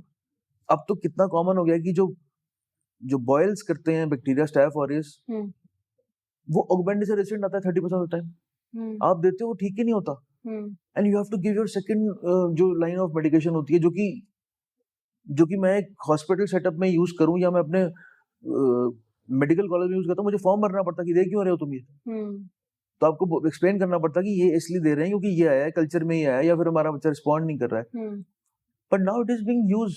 मैं मतलब पिछले एक हफ्ते में शायद मैंने 2 ऐसी एप्सेस देखी हैं जहाँ पे लाइनाजोलेट या फिर इंजेक्टेबल्स के अलावा किसी चीज सेंसिटिव नहीं था, and I had to give. और Augmentin used to be such a good वो, बट अब यहाँ पे लोग खांसी जुकाम में ऑगमेंटिन खा रहे हैं। भाई क्यों खा रहे हो यार? भाई आपका कोई सेकेंडरी बैक्टीरियल इन्फेक्शन का एविडेंस है, कोई कान में इन्फेक्शन हुआ है, गले में कोई पस पॉइंट दिख रहा है आपको लग रहा है इवॉल्विंग निमोनिया है, या चलो एक बहुत ही लॉन्ग स्टैंडिंग कोल्ड कॉफ है जहाँ पे आपको लग रहा है कि प्रोबेबली कोई जो बायोफिल्म होती है आपकी म्यूकस की, उसमें कोई बैक्टीरियल इन्फेक्शन होगा, that is why it has persisted for 2 months, then you are probably justified in giving it. But how can you be justified in giving just because the child has a cold and cough and had a 103 का fever? So the fever, एक तो ये fever की जो intensity है ना, उसको disease की intensity से पता नहीं क्यों लोग वो करते हैं, associate करते हैं। disease की intensity का fever से कोई relation ही नहीं है। सबसे खतरनाक बैक्टीरिया कौन सा है? ट्यूबरक्लोसिस। 100.4 बुखार आ रहा होता है उसमें, लंग खा रहा होता है वो बैक्टीरिया आपकी, आप सोचो ये। और नॉर्मल सा एक इन्फ्लुएंजा होता है, 104 बुखार आता है पहले दिन, और मेजॉरिटी बच्चे they will just recover in 5 days। और 104 बुखार जब उन्हें आ भी रहा होगा, आप उनको फीवर की मेडिसिन देके फीवर नीचे करो, वो खेलना शुरू कर देते हैं। तो ये सिर्फ ये कि आपको हाई ग्रेड फीवर आ रहा है, इसका मतलब आपको वाकई में बहुत कोई सीरियस बीमारी है, ये बात नहीं है। और कितने बच्चों का तो उनका एक साइटोकाइन रिस्पॉन्स होता है जहाँ पे उन्हें जरा सी भी कोई प्रॉब्लम हो, उनको फीवर हाई ही आता है। You actually need to take the history की हर बार इतना आता है। There so many parents will tell कि 104 ही आता है इसको जी हर बार। तो फिर आप उनको बोलते हैं यार तो फिर चिंता मत करो यार, ठीक है ना, कि 104 का फिर वो नहीं है। मैं ये नहीं कह रहा कि बिल्कुल कोई वो नहीं होता, आपको हाई ग्रेड फीवर चले जा रहे हैं 4 दिन के बाद, तो आई विल बी वरीड कि कोई सेप्टिसीमिया तो नहीं हो गया, बट जस्ट टू से कि because the child had 1 episode of 104 fever and is coughing, so he should be given an antibiotic। Examine करेंगे, अगर कोई बैक्टीरियल इन्फेक्शन का साइन मिला तो दे देंगे, या अगर कोई बहुत ही हाई हंच आ रहा है तो एक ब्लड मेडिसिन करा लो। It is better to over investigate rather than to over treat. Parent को भी समझना चाहिए कि वो अगर आपका इन्वेस्टिगेशन कराने से आपका डायग्नोसिस क्लियर हो रहा है, गो फॉर इट। आंख बंद करके तुक्का मार दे एंटीबायोटिक का, ये नहीं करना चाहिए। तो आपको दिख रहा हो बैक्टीरियल इन्फेक्शन, गले में पस है तो बैक्टीरियल है, आपको मालूम है, ईयर ड्रम ब्लड बल्जिंग है, आपको मालूम है बैक्टीरियल है, एंटीबायोटिक देनी पड़ेगी। But the child only has fever, the child might be having a viral fever, the child might be having dengue, the child might be having malaria, the child might be having typhoid, the child might be having so many जो uncommon disease होते हैं जिनका मैं नाम नहीं लूंगा, वरना फिर confusion हो जाएगा, ठीक है ना। But you just can't decide कि, और आपने पहले ही फीवर के स्पाइक में दे दिया एंटीबायोटिक। अब सपोज करो ये फीवर टाइफाइड था, तो टाइफाइड तो 7 दिन की एंटीबायोटिक के बाद फीवर नीचे जाएगा, तो 4 दिन के बाद पेरेंट दोबारा आएगा, फीवर तो चली जा रहा है, तो आप सोचोगे यार टाइफाइड तो नहीं हो गया। गोल्ड स्टैंडर्ड क्या है? Blood culture. और ब्लड कल्चर सबसे सेंसिटिव किस बात को होता है? Previous antibiotic use. वो आपने कर ली use already, now your blood culture is also going to come negative, the fever is going to persist. अब डे 7 पे फीवर आ रहा है, अब आप बताओ आप क्या करो? You lost the opportunity to investigate. अब आप आंख बंद करके बोलोगे टाइफाइड ही लग रहा है और दे दो, तो आपने जो ना बिल्कुल तुक्का मार के ट्रीटमेंट किया आपने। और यही टाइफाइड अगर कोई मल्टी ड्रग रेजिस्टेंट निकला, नहीं सेंसिटिव है आपकी एंटीबायोटिक जो आपने दी है, फिर तो फंस गए आप बिल्कुल ही, ठीक है ना। तो इट इज बेटर कि एक तमीज से देख लिया जाए, जो स्टेबल बच्चा है उसमें वेट कर लें। See there is going to be a proportion of kids who are going to get sick after day 4 because they have typhoid. अब आप डॉक्टर को पकड़ लो इस बात पे कि आपने पहले क्यों नहीं दिया एंटीबायोटिक। भाई पहले एंटीबायोटिक जो देता, कोई जरूरी नहीं थी कि मैं टाइफाइड वाली ही देता। टाइफाइड में जो डोज यूज करी जाती है एंटीबायोटिक की, वो यूजुअली डबल होती है कन्वेंशनल डोज से, और एक दवाई से ट्रीट भी नहीं करते आजकल, 2 से ट्रीट करते हैं। बट बात यह ना कि ये चीज डॉक्टर ने अपने पे ले ली है, पता नहीं क्यों। भाई ये एल्गोरिथम है, इट वर्क्स बेस्ट, ठीक है ना। I am not supposed to defend it, this works best, you should know about it and you trust me on this. अब आप ये बोलोगे पहले क्यों नहीं दी, पहले नेबुलाइज क्यों नहीं किया, पहले एंटीबायोटिक क्यों नहीं दी, ये स्टूपिडिटी के आर्गुमेंट्स हैं। These treatments are curative treatments. They don't prevent anything. An antibiotic is not going to prevent secondary bacterial infection. Nebulizer is not going to prevent wheezing. ठीक है ना? So when these things will happen, they will be treated then and there. ठीक है ना? अब ये थोड़ी कि कल तुम्हें बुखार ना आ जाए तुम आज से क्रोसिन खानी शुरू कर दो। यार कल जब आएगा तो खा लेंगे। क्रोसिन कौन से कोई बैक्टीरिया मार रही है, सिम्टोमेटिक रिलीफ ही दे रही है ना, नेबुलाइजेशन सिम्टोमेटिक रिलीफ ही दे रहा है ना, वहां पे एंटीबायोटिक स्पेसिफिक ट्रीटमेंट कर रही है, बट कौन सी antibiotic, what do you have, it's not even clear at that point. ठीक है ना? सो ये चीजें जब तक ध्यान में नहीं रखी जाएंगी वो है। और ये जो आपने बोला ना कि मेडिकल कम्युनिटी में खूब कंसेंसस है। अगर आज ये हो ना कि एक डॉक्टर को ठीक तरीके से काम करने की आदत हो, तो हमारे डॉक्टर बिल्कुल वैसे काम करेंगे बेस्ट में हो रहा है। ठीक है ना? कि हाँ बिल्कुल सही टाइम पे देंगे, सही टाइम पे। अभी क्या हो रहा है ना कि मेरा पेशेंट कहीं इधर ना चला जाए या उधर चला जाए तो मैं पेरेंट को खुश करके रखूं। हमारा काम पेरेंट को खुश करके रखना नहीं है, बच्चे को ठीक करना हमारा है। काम बेबी को अच्छा ट्रीटमेंट देना है। और इसके लिए हो सकता है कि आपको पेरेंट्स से लड़ाई भी करनी पड़े। अगर हो जाएगा अच्छी तरीके से तो बच्चों का ट्रीटमेंट बहुत अच्छा हो जाएगा, इजी हो जाएगा। और ये जो डॉक्टर शॉपिंग होती है वो सबसे ज्यादा नुकसान जो करती है वो बच्चे को करती है। Doctor shopping. हाँ, डॉक्टर शॉपिंग ही बोलते हैं इसको। अगर आपको एक अच्छा सा पेशेंट देख रहा है ना, स्टिक टू दैट पेडियाट्रिशियन। ठीक है ना? ये इधर सेकंड ओपिनियन यार, सेकंड ओपिनियन डॉक्टर तो खुद ही बोला सेकंड ओपिनियन ले लो यार। कभी मेरे पास आता है बच्चा जब सीवियर कॉन्स्टिपेशन हो रहा है और मैंने देखा ट्रीट नहीं किया, मैं उसे बोलता हूँ आप गैस्ट्रोएंटरोलॉजिस्ट के पास जाओ। ठीक है ना? मेरे पास कोई कॉम्प्लिकेटेड सीवियर केस आएगा, मैं उसे बोलूंगा तुम न्यूरोलॉजिस्ट के पास जाओ। मैं क्यों नहीं बोलूंगा सेकंड ओपिनियन? मुझे मालूम है मुझे क्या आता है और मुझे क्या नहीं आता है। Why would I try to treat somebody wrongly? ठीक है ना? बट अगर यही प्रेशर भाई, कोई लेता है प्रेशर, कोई नहीं लेता। कोई कहता है कि ये ऐसे ही होगा और आपको नहीं कराना तो आप नहीं कराओ। कोई कहता है अच्छा चलो ऐसे कर देते हैं, आप कहते हो तो। अब पेरेंट थोड़ी डिसाइड करेगा ट्रीटमेंट यार। पेरेंट ने 12वीं में बायोलॉजी नहीं पढ़ी है, लेकिन वो जो है ना वो कह रहा है आपसे आप ये दवाई दे दो उसको, उसका ट्रीटमेंट आपका सिग्नेचर। मतलब ये तो गलत बात है ना। अगर प्रेशर नहीं होगा ना, मेरे ख्याल में अगर मैं देखूं प्रिस्क्रिप्शंस तो आधे प्रिस्क्रिप्शन मुझे लगता है बिल्कुल ठीक दवाई दिया डॉक्टर ने, आधे मुझे लगता है यार they probably overdone it, you know, you could probably do away with 2 or more medication. these are chunk of them। हाँ, अगर मैं मानूं कि मैं सबसे अच्छा डॉक्टर हूँ तो वैसे तो एक बड़ी खराब बात है, बट मैं बोल रहा हूँ ना कि मेरा असेसमेंट क्या है। मेरा असेसमेंट ये है कि 90% ट्रीटमेंट ठीक हो रहा है। ठीक है ना? और 10% जो हो रहा है उनका कुछ करा नहीं आ सकता, वो हमारे बैड एप्पल्स हैं। बट उस 90% में जो है ना और रिफाइनमेंट आ सकता है। ठीक है ना? अगर डॉक्टर को जो है ना कुछ प्रूव करने की जरूरत ना हो, वो बिल्कुल किताब का काम दे दे, अपने आप डॉक्टर बोलेगा यार इसको भी हटा दो, इसको भी हटा दो, हाँ यही ठीक है। आई एम श्योर जब वो अपने बच्चे के लिए लिख रहा होगा ना वो यही करेगा। ठीक है ना? बट मुझे ये लगता है ना कि जब अपने बच्चे को नहीं दोगे 2 दवाइयां तो इसके बच्चे को क्यों दे रहे हो यार? वैसे ही कर लो। just try to treat every baby as you know, इतना करेंगे इतना नहीं करेंगे। आप बिल्कुल सही टाइम पे इन्वेस्टिगेशन कराओगे, सही दवाई दोगे, कुछ नहीं होगा। लेकिन वही बात है ना कि जब सामने से प्रेशर आता है कि हमारे उन्होंने तो एंटीबायोटिक दे दी। कितनी बार होता है कि पूरी फैमिली को डायरिया हो गया एक साथ, रात में पार्टी में खाया था, सुबह डायरिया हो गया, आपको मालूम है यार ये फूड पॉइजनिंग या वायरल डायरिया है। अब मम्मी पापा तो एंटीबायोटिक खा रहे होंगे, डॉक्टर ने लिख दिया, और मैं कह रहा हूँ जी वायरल है, वेट कर लेते हैं। तो अब आप सोचो ना, मेरे पे प्रेशर कि मम्मी एडल्ट तो एंटीबायोटिक खा रहे हैं, है ना, और बच्चे को पीडियाट्रिशियन ने बोला है कि छोड़ दो इसको बिना एंटीबायोटिक के। तो अब फिर मैं क्या करूं? फिर मैं ये कह सकता हूँ कि यार ऐसा करो कि एक स्टूल टेस्ट करा लो, बात प्रूव हो जाएगी। ठीक है ना? आएगा तो दे देंगे इसको भी एंटीबायोटिक, नहीं आएगा तो मैं अब 2 साल से कम के बच्चे में तो बोलता हूँ ऐसा नहीं देने वाला, आप कराओ stool test. What is the problem in getting a stool test?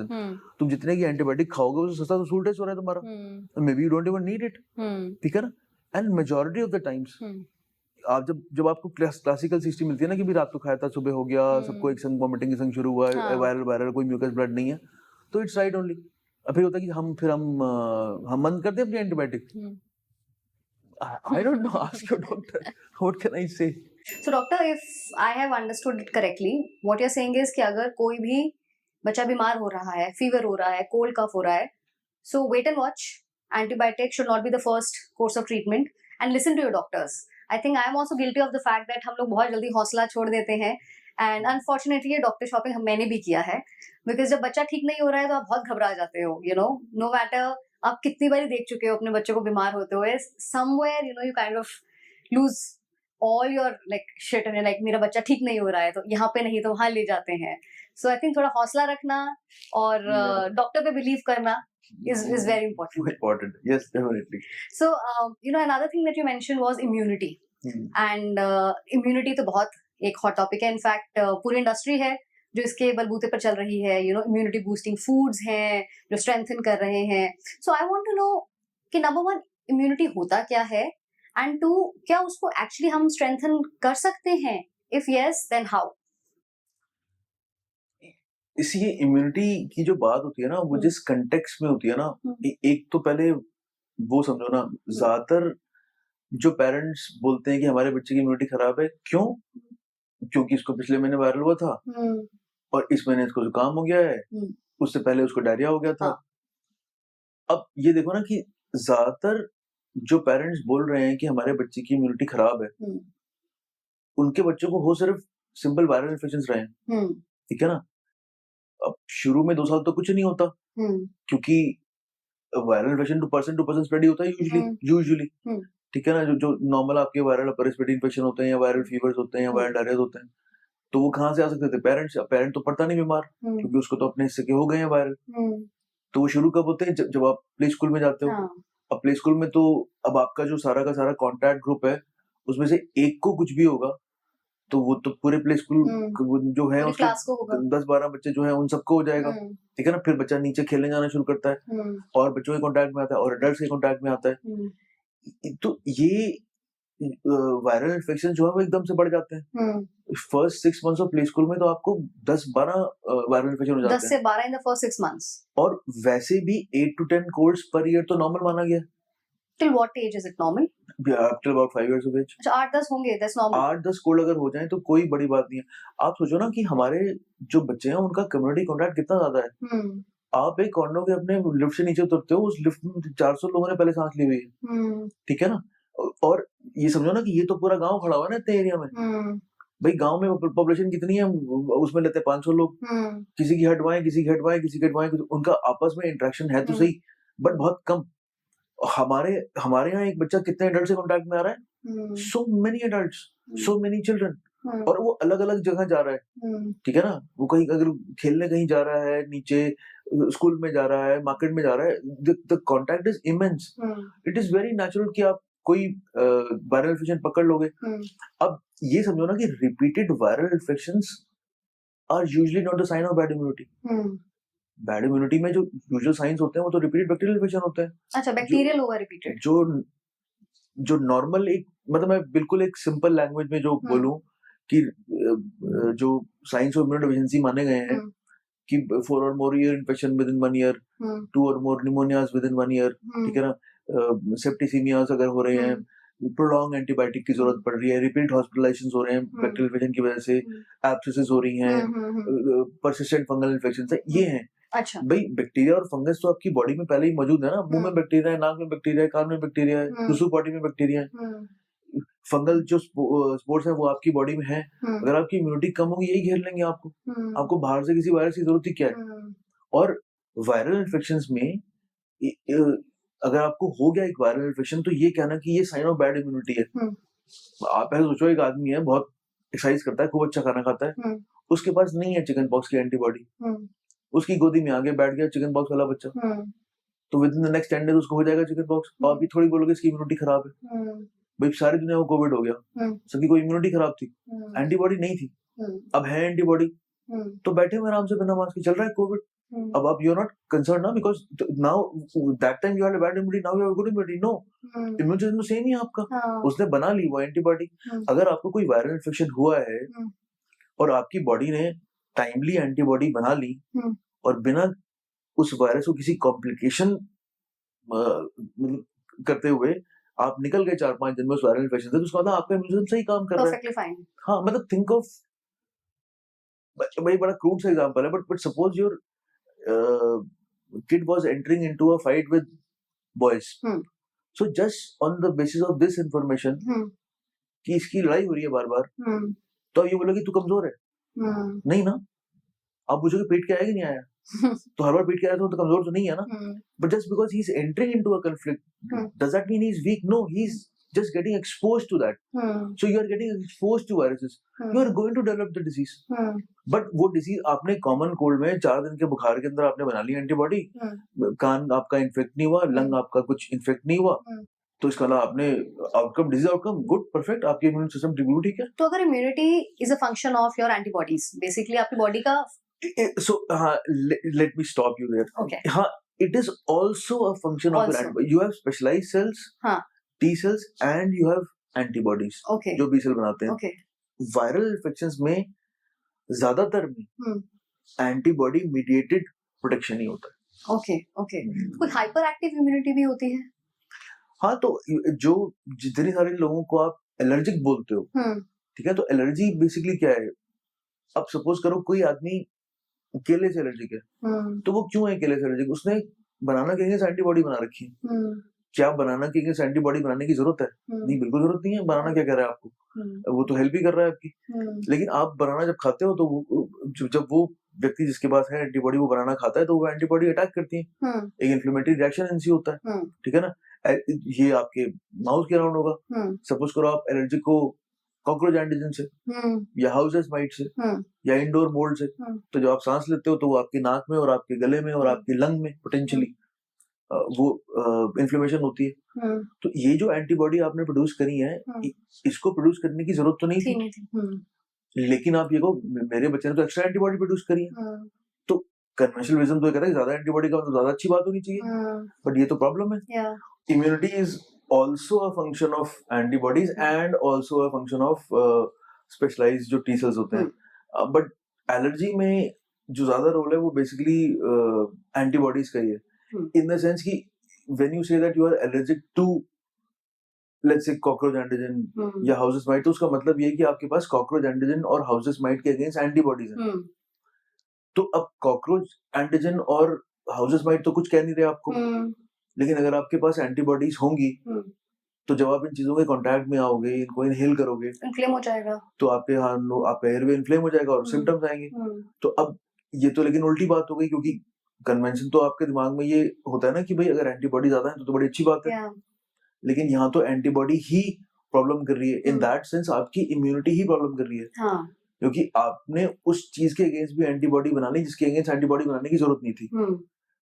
तो जो एलर्जी है वो एसेंशियली तो एक हाइपर इम्यून स्टेट हुई जहाँ पे एंटीबॉडी ज्यादा बन रही है ना. और तभी आप एलर्जी के लिए ज्यादा सीवियर में क्या करते हो? आप स्टेरॉइड देते हो, क्योंकि वो क्या करते हैं, वो इम्यूनोसप्रेशन करता है. तो that is why they are the drugs of choice जहाँ पे अगर ये हो रही हो तो. ठीक है ना? तो जो इम्यून सिस्टम है उसमें बेसिकली 2 तरीके का रिस्पॉन्स होता है. TH1 रिस्पॉन्स होता है जहाँ पे आप एक ऐसी एंटीबॉडी बना रहे हो जो बैक्टीरिया वायरस को करेक्टली आइडेंटिफाई करती है और मारती है, और एक TH2 रिस्पॉन्स है जो सिग्नलिंग रिस्पॉन्स है, जो इन्फ्लेमेशन, निचिंग और रेडनेस प्रोड्यूस करती है. तो ये जो TH2 पाथवे है ये प्रोमिनेंट होता है अगर आप बहुत ज्यादा हाइजीन में हो शुरू में. ठीक है ना? तो वो डायरेक्टली जो हाइजीन आप जैसे एलर्जी का वहां से है, तो TH2 पाथवे अगर पॉजिटिव होगा तो आप IgE एंटीबॉडी बनाओगे against these things, and they will produce symptoms when you come in contact with your allergen. तो इन दैट सेंस आपका इम्यून सिस्टम स्मार्ट नहीं है. वो स्मार्ट होना चाहिए कि इसके अगेंस्ट बना दो एंटीबॉडी, लेकिन इसके अगेंस्ट मत बनाओ. भाई खाने वाली चीजों के अगेंस्ट मत बनाओ. ठीक है ना? तो अब कुछ और चीजें भी हैं जो उनको इन्फ्लुएंस करती हैं. जैसे कि अब जो आप शुरू करते हो सेमी-सॉलिड खाना, तो पहले क्या कंसेप्ट था कि वो दूध 1 साल के बाद पिलाएंगे, काउ मिल्क शुरू में नहीं पिलाना है, नट्स नहीं खिलाने हैं. वो उस वक्त क्योंकि वो एलर्जी देखने को मिल रही थी एपी में, तो कुछ सेंस ये बना डॉक्टरों का कि नहीं यार ये एलर्जेंस हैं, इनको बाद में करेंगे introduce. But then the whole thing change because there is a concept called GALT, GALT, gut associated lymphoid tissue. तो GALT बेसिकली आपका लर्न कर रहा है कि क्या आप खा रहे हो, किसके अगेंस्ट बनानी है एंटीबॉडी, किसके अगेंस्ट नहीं बनानी है. वो इन दैट 6 to 10 months वाला पीरियड, तो उस वक्त अगर आप कुछ भी चीज इंट्रोड्यूस करोगे तो कम से कम चांस है कि वहां पे एलर्जी डेवलप होगी. तो सब कुछ देना चाहिए. 6 months के बाद टेक्निकली आप सब कुछ खिला सकते हो, including nuts, 6 to 10. Israelis weaning शुरू करते हैं, वहां पे खास ट्राइब है जहाँ पे जो फर्स्ट वीनिंग फूड होता है वो पीनट से ही बनता है, and they have the least peanut allergy in the world. ठीक है ना? तो ये see it's a very complex interplay ना. जो किसी को एटॉपिक डर्मेटाइटिस है, सारा स्किन जो है उसका इन्फ्लेम्ड है, तो स्किन का बैरियर अच्छा नहीं है। नॉर्मली जो भी बैक्टीरिया यहाँ पे आके बैठे हैं, आपका सिस्टम कांटेक्ट में नहीं आ रहा, बिकॉज डेड स्किन की लेयर है, उसके ऊपर बैठा हुआ, कुछ नहीं हो रहा प्रॉब्लम। लेकिन जब वो इन्फ्लेम्ड है, तो वो जो बैक्टीरियल सुपर एंटीजेंस है, वो आ रही है कांटेक्ट में, आप एंटीबॉडी बना रहे हो, और आपने इतनी सारी एंटीबॉडी बना ली, उसमें से कोई एंटीबॉडी क्रॉस रिएक्ट करेगी फूड को, ठीक है ना भाई। एंटीबॉडी जो है, उनके जो एंटीजेंस जिनके अगेंस्ट वो प्रोड्यूस हो रही हैं, वो मिमिक कर सकते हैं एक दूसरे को। मतलब हो सकता है ना कि एक अगर बनाना के अगेंस्ट कोई एंटीबॉडी बनाई जो काम करती है, वो वेरी सिमिलर इन स्ट्रक्चर है to an antibody against a particular bacteria. अब आपके पास वो बनी हुई बैक्टीरिया वाली एंटीबॉडी, तो जब केला खाते हो आपको रिएक्शन हो जाता है। आप खुद ही सोचो ना, पहली बार आपने कोई चीज खाई, अब केले आपने पहले कभी खाया नहीं, तो केले की एंटीबॉडी कहाँ से है आपके पास? क्योंकि वो एंटीबॉडी किसी और चीज के अगेंस्ट प्रोड्यूस करी गई थी, and it is cross reacting with banana. Allergy में ये होता है ना कि भाई आपने पहली बार कोई चीज खाई तो सेंसिटाइज हो गए आप, और दूसरी बार जब खाई तो आपको रिएक्शन हो गया। लेकिन कभी कभी तो पहली बार खाई नहीं होती, पहली बार खाने में ही होता है, तो वो कहाँ से आया? वो इस तरीके से आया। और उस केसेस को आप टैकल कैसे कर सकते हैं? किस केस को? सॉरी, जहाँ पे आपने पहली दफा कोई खाना खाया और आपको पहली बार में ही उसके अगेंस्ट अगर एलर्जी हो गई, नहीं तो वो टैकल नहीं, आप उसे एंटी एलर्जिक दोगे और फिर आप उस चीज को हटा दोगे, अवॉइड करोगे। जब आपको अगर इतना रिस्पॉन्स हो रहा है पहली बार, दूसरा बार तो पता नहीं क्या हो, ठीक है ना।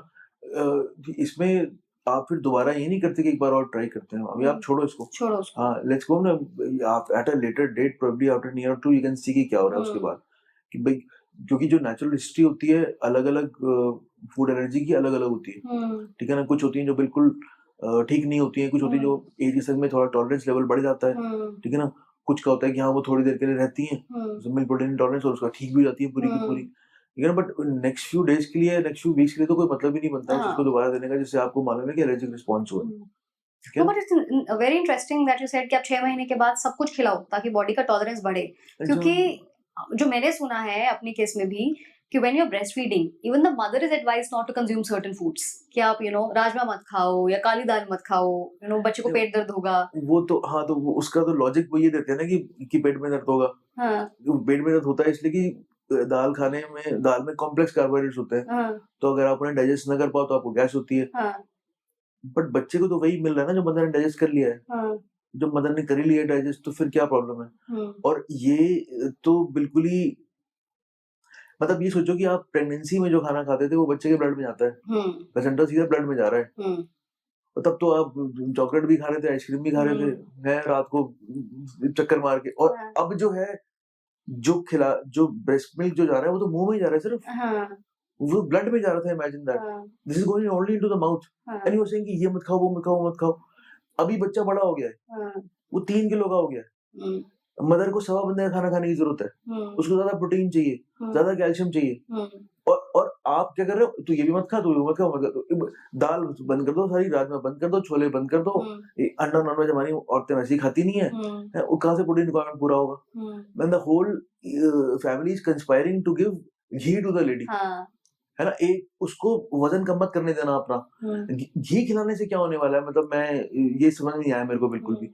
खिलाना चाहिए, प्रोटीन खिलाना चाहिए, कैल्शियम खिलाना चाहिए, आयरन खिलाना चाहिए, दवाई की फॉर्म में या एक अच्छे न्यूट्रिशन की फॉर्म में, ठीक है ना। वो करो। मदर के पास तो इतना आसान तरीका है वेट लॉस का।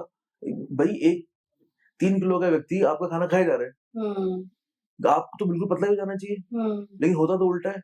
होता उल्टा इसलिए क्योंकि आपको खाना ऐसे खिलाए जाते हैं कि पूछो ही मत आप, ठीक है ना। और पंजीरियां खा रहे हो घी डाल के, भाई क्यों खा रहे हो? तो पड़े तो हुए वहां पे, ठीक है ना। अपना प्रोटीन देख लो, अपना कैल्शियम देख लो, ठीक है ना। आपको इतने जो एक्स्ट्रा कैलोरीज हैं वो इतने हाईली डेंस कॉन्सोनेट्रेट फैट फॉर्म में क्यों चाहिए? भाई जो वॉल्यूम अगर कम खाता है उसको आपने फैट खिला दे, समझ में आती है उसकी कैलोरी इनटेक पूरा हो जाना चाहिए। आप तो खा रहे हो अच्छी तरह से। तो ये and there is evidence of flavour transfer through breast milk. आप अगर बहुत रिच वेरिएट खाना खाते हो ब्रेस्ट फीडिंग करते टाइम में, तो बच्चा अल्टीमेटली वो खाना जब आप उसे खिलाओगे 6 महीने के बाद, वो उसमें कम रेजिस्टेंस शो करेगा। There is evidence of flavour transfer to amniotic fluid, यानी कि प्रेगनेंसी में जो आप खा रहे हो कि उसे एक्सेप्टेंस बढ़ेगी। लेकिन आप इतने रिस्ट्रिक्टिव डाइट पे हो कि वो सुबह सूप पियेंगे जी, और वो क्या कहते हैं ना, वो जीरा और वो खा लेंगे और मेथी खा लेंगे, और है ना खिचड़ी खा रही है, दलिया खा रही है, खिचड़ी दलिया खा रही है, बच्चा पे खिचड़ी दलिया ही खा रहा होता है, ठीक है ना। जबकि आप देखो ना कि ब्रेस्ट में वो कितनी जल्दी कितनी वेरिड चीजें इंट्रोड्यूस कर देते हैं, ठीक है ना। हमारे बच्चों को ब्रेक ही लगते रहते हैं कि अब ये नहीं खाता, वो नहीं खाता। तो इन चीजों का भी कंट्रीब्यूशन, मैं नहीं बोल रहा सारी चीजें इसी से गाइडेड हो रही है, पर इनका एक डेफिनेट कंट्रीब्यूशन है। और मदर को क्या कहते हैं, ये नहीं खाना चाहिए, वो नहीं खाना चाहिए। शुरुआत में मदर को अगर स्टिचेस आए हुए हैं तो ठीक है, वो ऐसी चीज ना खाए जो कॉन्स्टिपेशन कर सकती है, but only for the first 2 weeks. उसके बाद क्या प्रॉब्लम है? उसके बाद कोई प्रॉब्लम नहीं है। जब आप एक बार आ गए अपनी नॉर्मल डाइट के ऊपर, जब आप खा सकते हो और आप हजम कर सकते हो, तो आप एक अच्छा सा प्रोटीन रिच डाइट खाओ।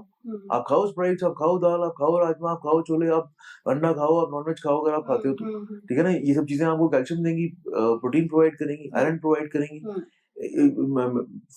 Unless and there is a medical reason for it, you know, somebody who has had ज्यादा स्टिचेस हैं, आपको लग रहा है नहीं यार ये तो अभी कॉन्स्टिपेशन हो गया तो बहुत मुश्किल हो जाएगी, स्टिच डेवलप कर सकता है, उसको छोड़ के ऐसी कोई वो नहीं है कि आप ये नहीं खाना या वो नहीं खाना।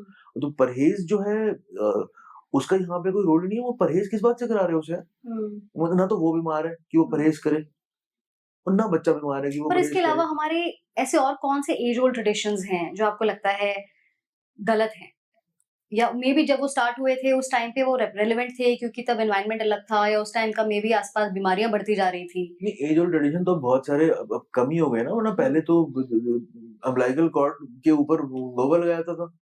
पहला जो गोबर मील, लगाया जाता था। गोबर, हाँ गोबर, गाय का गोबर। हाँ। और जो पहला मील होता था वो गुड़ होता था, शहद पिलाते थे, शहद पिलाते थे, हाँ। या सीधा गाय का दूध पिलाते थे।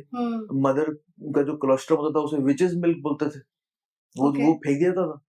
वो तो हाँ, अभी वो लिक्विड गोल्ड बोलते हैं उसको। और क्या कहते हैं, वो फेंको की तो ये तो ये जो अंडरस्टैंडिंग थी जो आपने witches milk, I mean honestly I am hearing this term for the first time, क्या ये वर्ल्ड वाइड अंडरस्टैंडिंग ऐसी थी या सिर्फ हमारी कंट्री में? सब नहीं, हमारी कंट्री में नहीं, वेस्ट का भी यही हाल था। वेस्ट का भी यही हाल था। ऐसा कुछ नहीं कि वो कुछ ज्यादा वो कर रहे थे, वो भी तो निकले हैं वहां से डार्क एजेस से।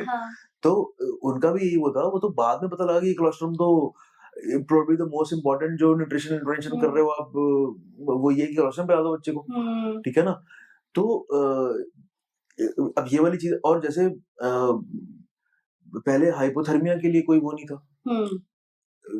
जो 3 मेजर कॉजेज होते हैं न्यूट्रिएंट मोर्टेलिटी के, एक बर्थ एस्फिक्सिया था, एक इन्फेक्शन था, और एक था हाइपोथर्मिया। हाइपोथर्मिया बच्चा ठंडा हो गया। अच्छा, ठीक है ना। तो ये इस बात की वो ही नहीं थी कि बच्चे को गर्म रखना है। अब तो सब लोगों को इंट्यूटिव लगता है कि ये तो इसमें क्या बात है, गर्म रखना होता है बच्चों को।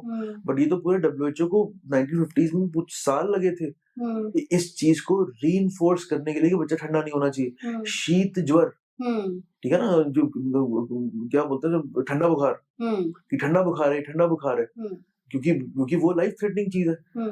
तो अब वो हुआ क्या कि उसके चक्कर में वो इतना ढकलो होता है कि अब तो प्रैक्टिस में देखने को मिलता ही नहीं हाइपोथर्मिया, अब तो हाइपरथर्मिया देखने को मिलता है। बच्चों को बहुत ले इसके साथ। हाँ, टू मेनी एसी मत चलाओ, पंखा मत चलाओ, चाहे गर्मी में बच्चा पैदा हो रहा है। जनवरी में हीट रैश आता है, और जनवरी में आप पेरेंट को समझाओ कि ये हीट रैश हो गया और आपको इसके ऊपर जो है ना थोड़ा सा हीट रैश का ट्रीटमेंट करना है, तो वो एक तो वो डिसबिलीविंग इतना होता है कि हीट रैश हो गया।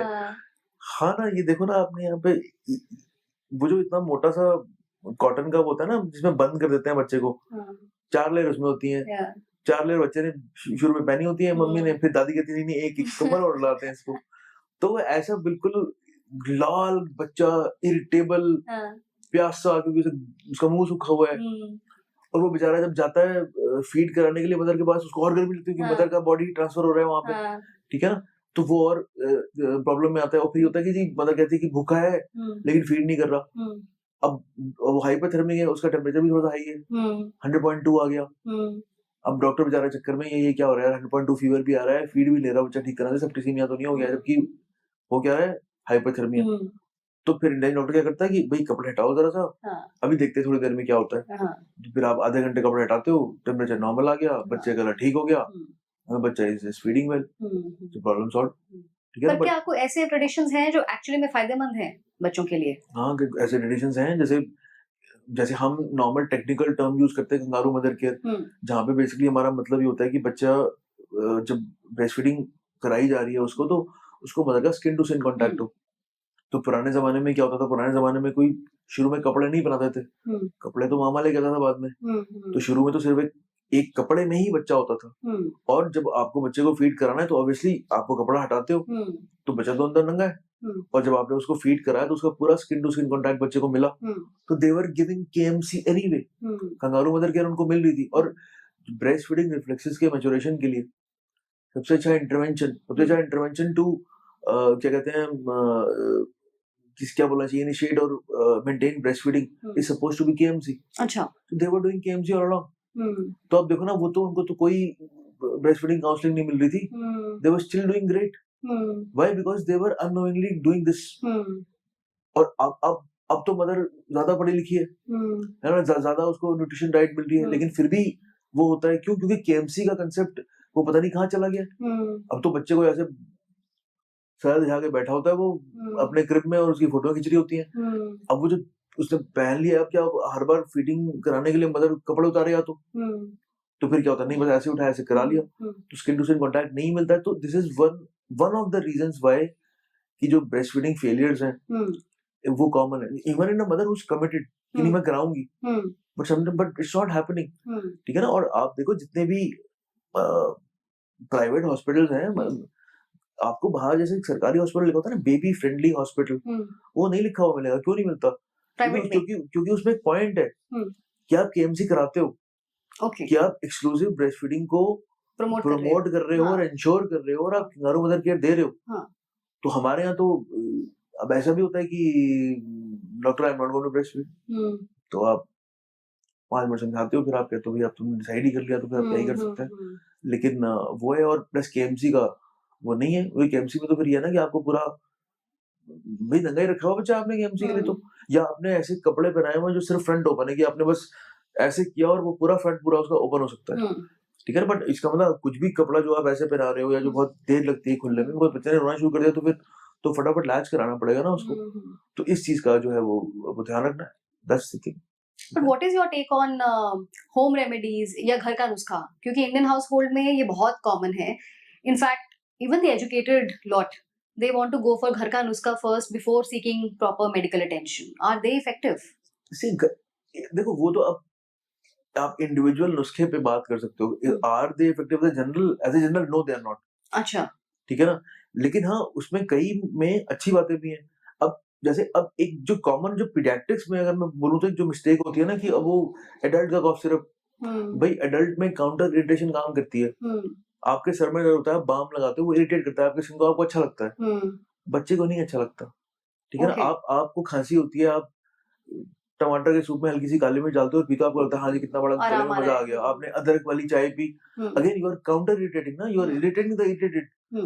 It is working for you, it's not going to work for the baby. ठीक है ना. आप बेबी को पिलाओ, बेबी खांसी करनी शुरू कर देगा काली मिर्च के बाद. ठीक है ना. वो उसको नहीं सूट करता ये चीज. हाँ, लेकिन शहद सूट करेगी.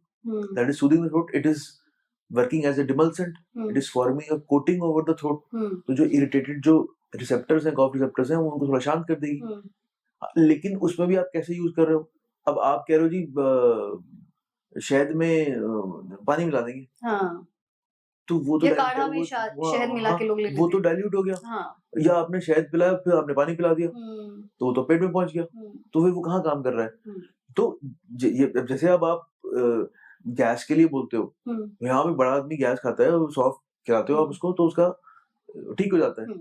बिल्कुल सही बात है. ठीक है ना. वो क्या बच्चे में काम करेगा?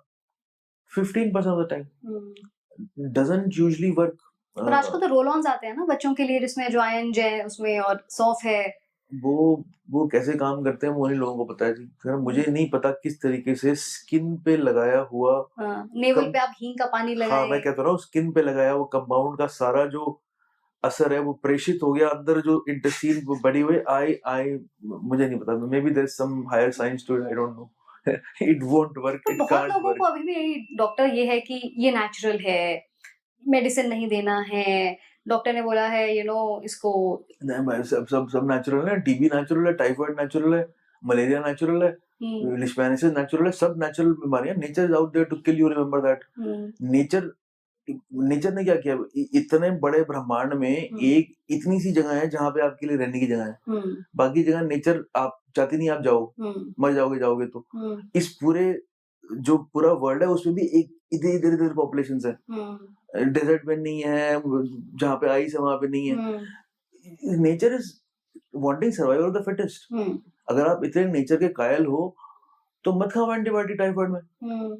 फिट हो तो निकल जाओगे, और नहीं फिट हो तो नेचर तो चाहती नहीं थी आपको। अब ये जो 800 ग्राम का बच्चा पैदा हुआ है, नेचर को चाहिए 800 ग्राम का बच्चा। The child won't survive for a week. आपने वहां पे उसको पेट फाड़ के बाहर निकाला, अननेचुरल तरीका, ठीक है ना। फिर आपने उसकी मुंह पे लगाया एम्बू और ऑक्सीजन लगाई, उससे काम नहीं बना तो आपने ट्यूब डाल दी उसकी लंग में, हाँ, फिर आपने वेंटिलेटर दिया, आप उसमें से हवा भरे जा रहे हो, भरे जा रहे हो, भरे जा रहे हो, ठीक है। यहाँ पे आपने प्लास्टिक कैनल लगाया, उसमें से आपने सारे आर्टिफिशियल अमीनो एसिड भी दिए उसको, लिपिड भी दिया उसको, ग्लूकोज भी चढ़ाया उसको इन्फेक्शन हो गया बीच में, आप उसमें एंटीबायोटिक ठोक के उसकी जान बचाई वहां पे। फिर वो फाइनली हो के डिस्चार्ज हो गया और पहली विजिट पे आके बोल रहे मुझे सिर्फ नेचुरल चीजें देनी है, आर्टिफिशियल चीजें नहीं देनी। चलो बहन ये सिर्फ अननेचुरल चीजों की वजह से बच गया है, ठीक है ना। डॉक्टर का तो सारा काम अगेंस्ट नेचर है। हम तो हर जगह पे अड़े हुए हैं बीच में कि नहीं नेचर को नहीं करने देंगे अपना काम, और पूरी ह्यूमैनिटी अड़ी हुई है यार। आप एसी चला के बैठे हो ना, बैठ जाओ नेचर में, नेचर तो दे रही है आपको सूरज, नहीं पसंद ना आपको, आपने मॉडिफाई कर लिया। You are see things are either beneficial or they are harmful. इसमें नेचुरल और अननेचुरल कहां से आ गया? टू से कि nature the most toxic substance in the world is botulinum toxin, it is a natural thing. तो अब आप और मॉडर्न साइंस क्या कर रही है, उसको 1 मिलियन टाइम सैल्यूट कर लो, यहाँ पे लगा दो, झुर्रियां खत्म हो जाएंगी, बोटॉक्स, ठीक है ना। सो देयर यू आप हार्नेस कर रहे हो उसमें से भी हर जगह जहाँ पे आपको मिल रहा है, आपने उस चीज को फायदेमंद बनाया।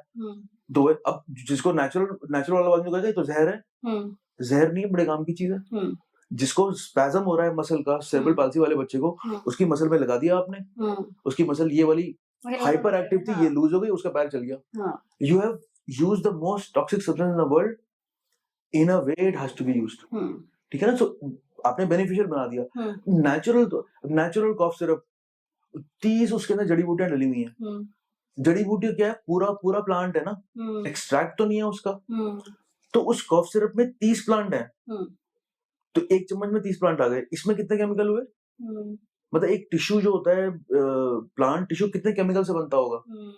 और ये 30 केमिकल आपस में किस तरह से रिएक्ट कर रहे हैं आपको मालूम है? मतलब बॉडी में क्या कर रहे हैं, तो मैं सोच ही नहीं सकता, ये आपस में क्या कर रहे होंगे। और यहाँ पे आपको एक सिंपल केमिकल जिसका फॉर्मूला पता है आपको, जो आप इतने में फॉर्मूला लिख सकते हो कि पैरासिटामोल का फॉर्मूला ये एसिटामिनोफेन है, ये इसका फॉर्मूला है। उसमें आप कह रहे हो ये इंग्लिश दवाई है और इसका ये, भाई हमें पता है, हम जब दवाई के बारे में पढ़ते हैं हम फार्माकोकाइनेटिक्स पढ़ते हैं। क्या मतलब, अंदर गई तो कितनी देर में ब्लड में पीक कॉन्सेंट्रेशन बनी, कितनी देर तक वो पीक रहा, बाहर गई तो कहां से गई, किडनी से गई कि लिवर से गई। फार्माकोडायनामिक्स पढ़ते हैं, किस रिसेप्टर पे काम किया, किस रिसेप्टर को ज्यादा स्टिमुलेट किया, किसको कम, तो उसका फिर फाइनली इवेंचुअल आउटकम क्या हुआ। आप कौन सी आयुर्वेदिक दवाई के बारे में बोल सकते हो? एक दवाई बता दो आप मुझे जहाँ पे आपको मालूम है कि ये अंदर जाती है, इसके इतनी देर में उसमें कॉन्सेंट्रेशन बनेगा किस चीज का, वो तो पूरा प्लांट ही चला गया अंदर, तो कॉन्सेंट्रेशन किस चीज का बनेगा? जीरा चला गया तो जीरा में वो केमिकल्स नहीं है, it is stupid to say कि केमिकल है। Water is also a chemical, उसका फॉर्मूला होता है H2O, oxygen is a chemical, it is O2, ठीक है। तो आपने नेचर से लिया है, आपको लाइसेंस मिल गया आयुर्वेद को 300 केमिकल अंदर भेजने का, और हमारे 2 केमिकल पे आप बोल रहे हो ये नेचुरल नहीं है। अरे ये क्या बात हुई? नेचर जितने सारे केमिकल बना रही है वो सारे क्या मतलब बड़े फायदे के हैं? दुनिया भर को आर्सेनिक पिला दिया तुमने जॉइंट वाले उनको कि हाँ हैवी मेटल से ठीक होता है, हैवी मेटल से ठीक, कहाँ ठीक होता है? नहीं ठीक होता।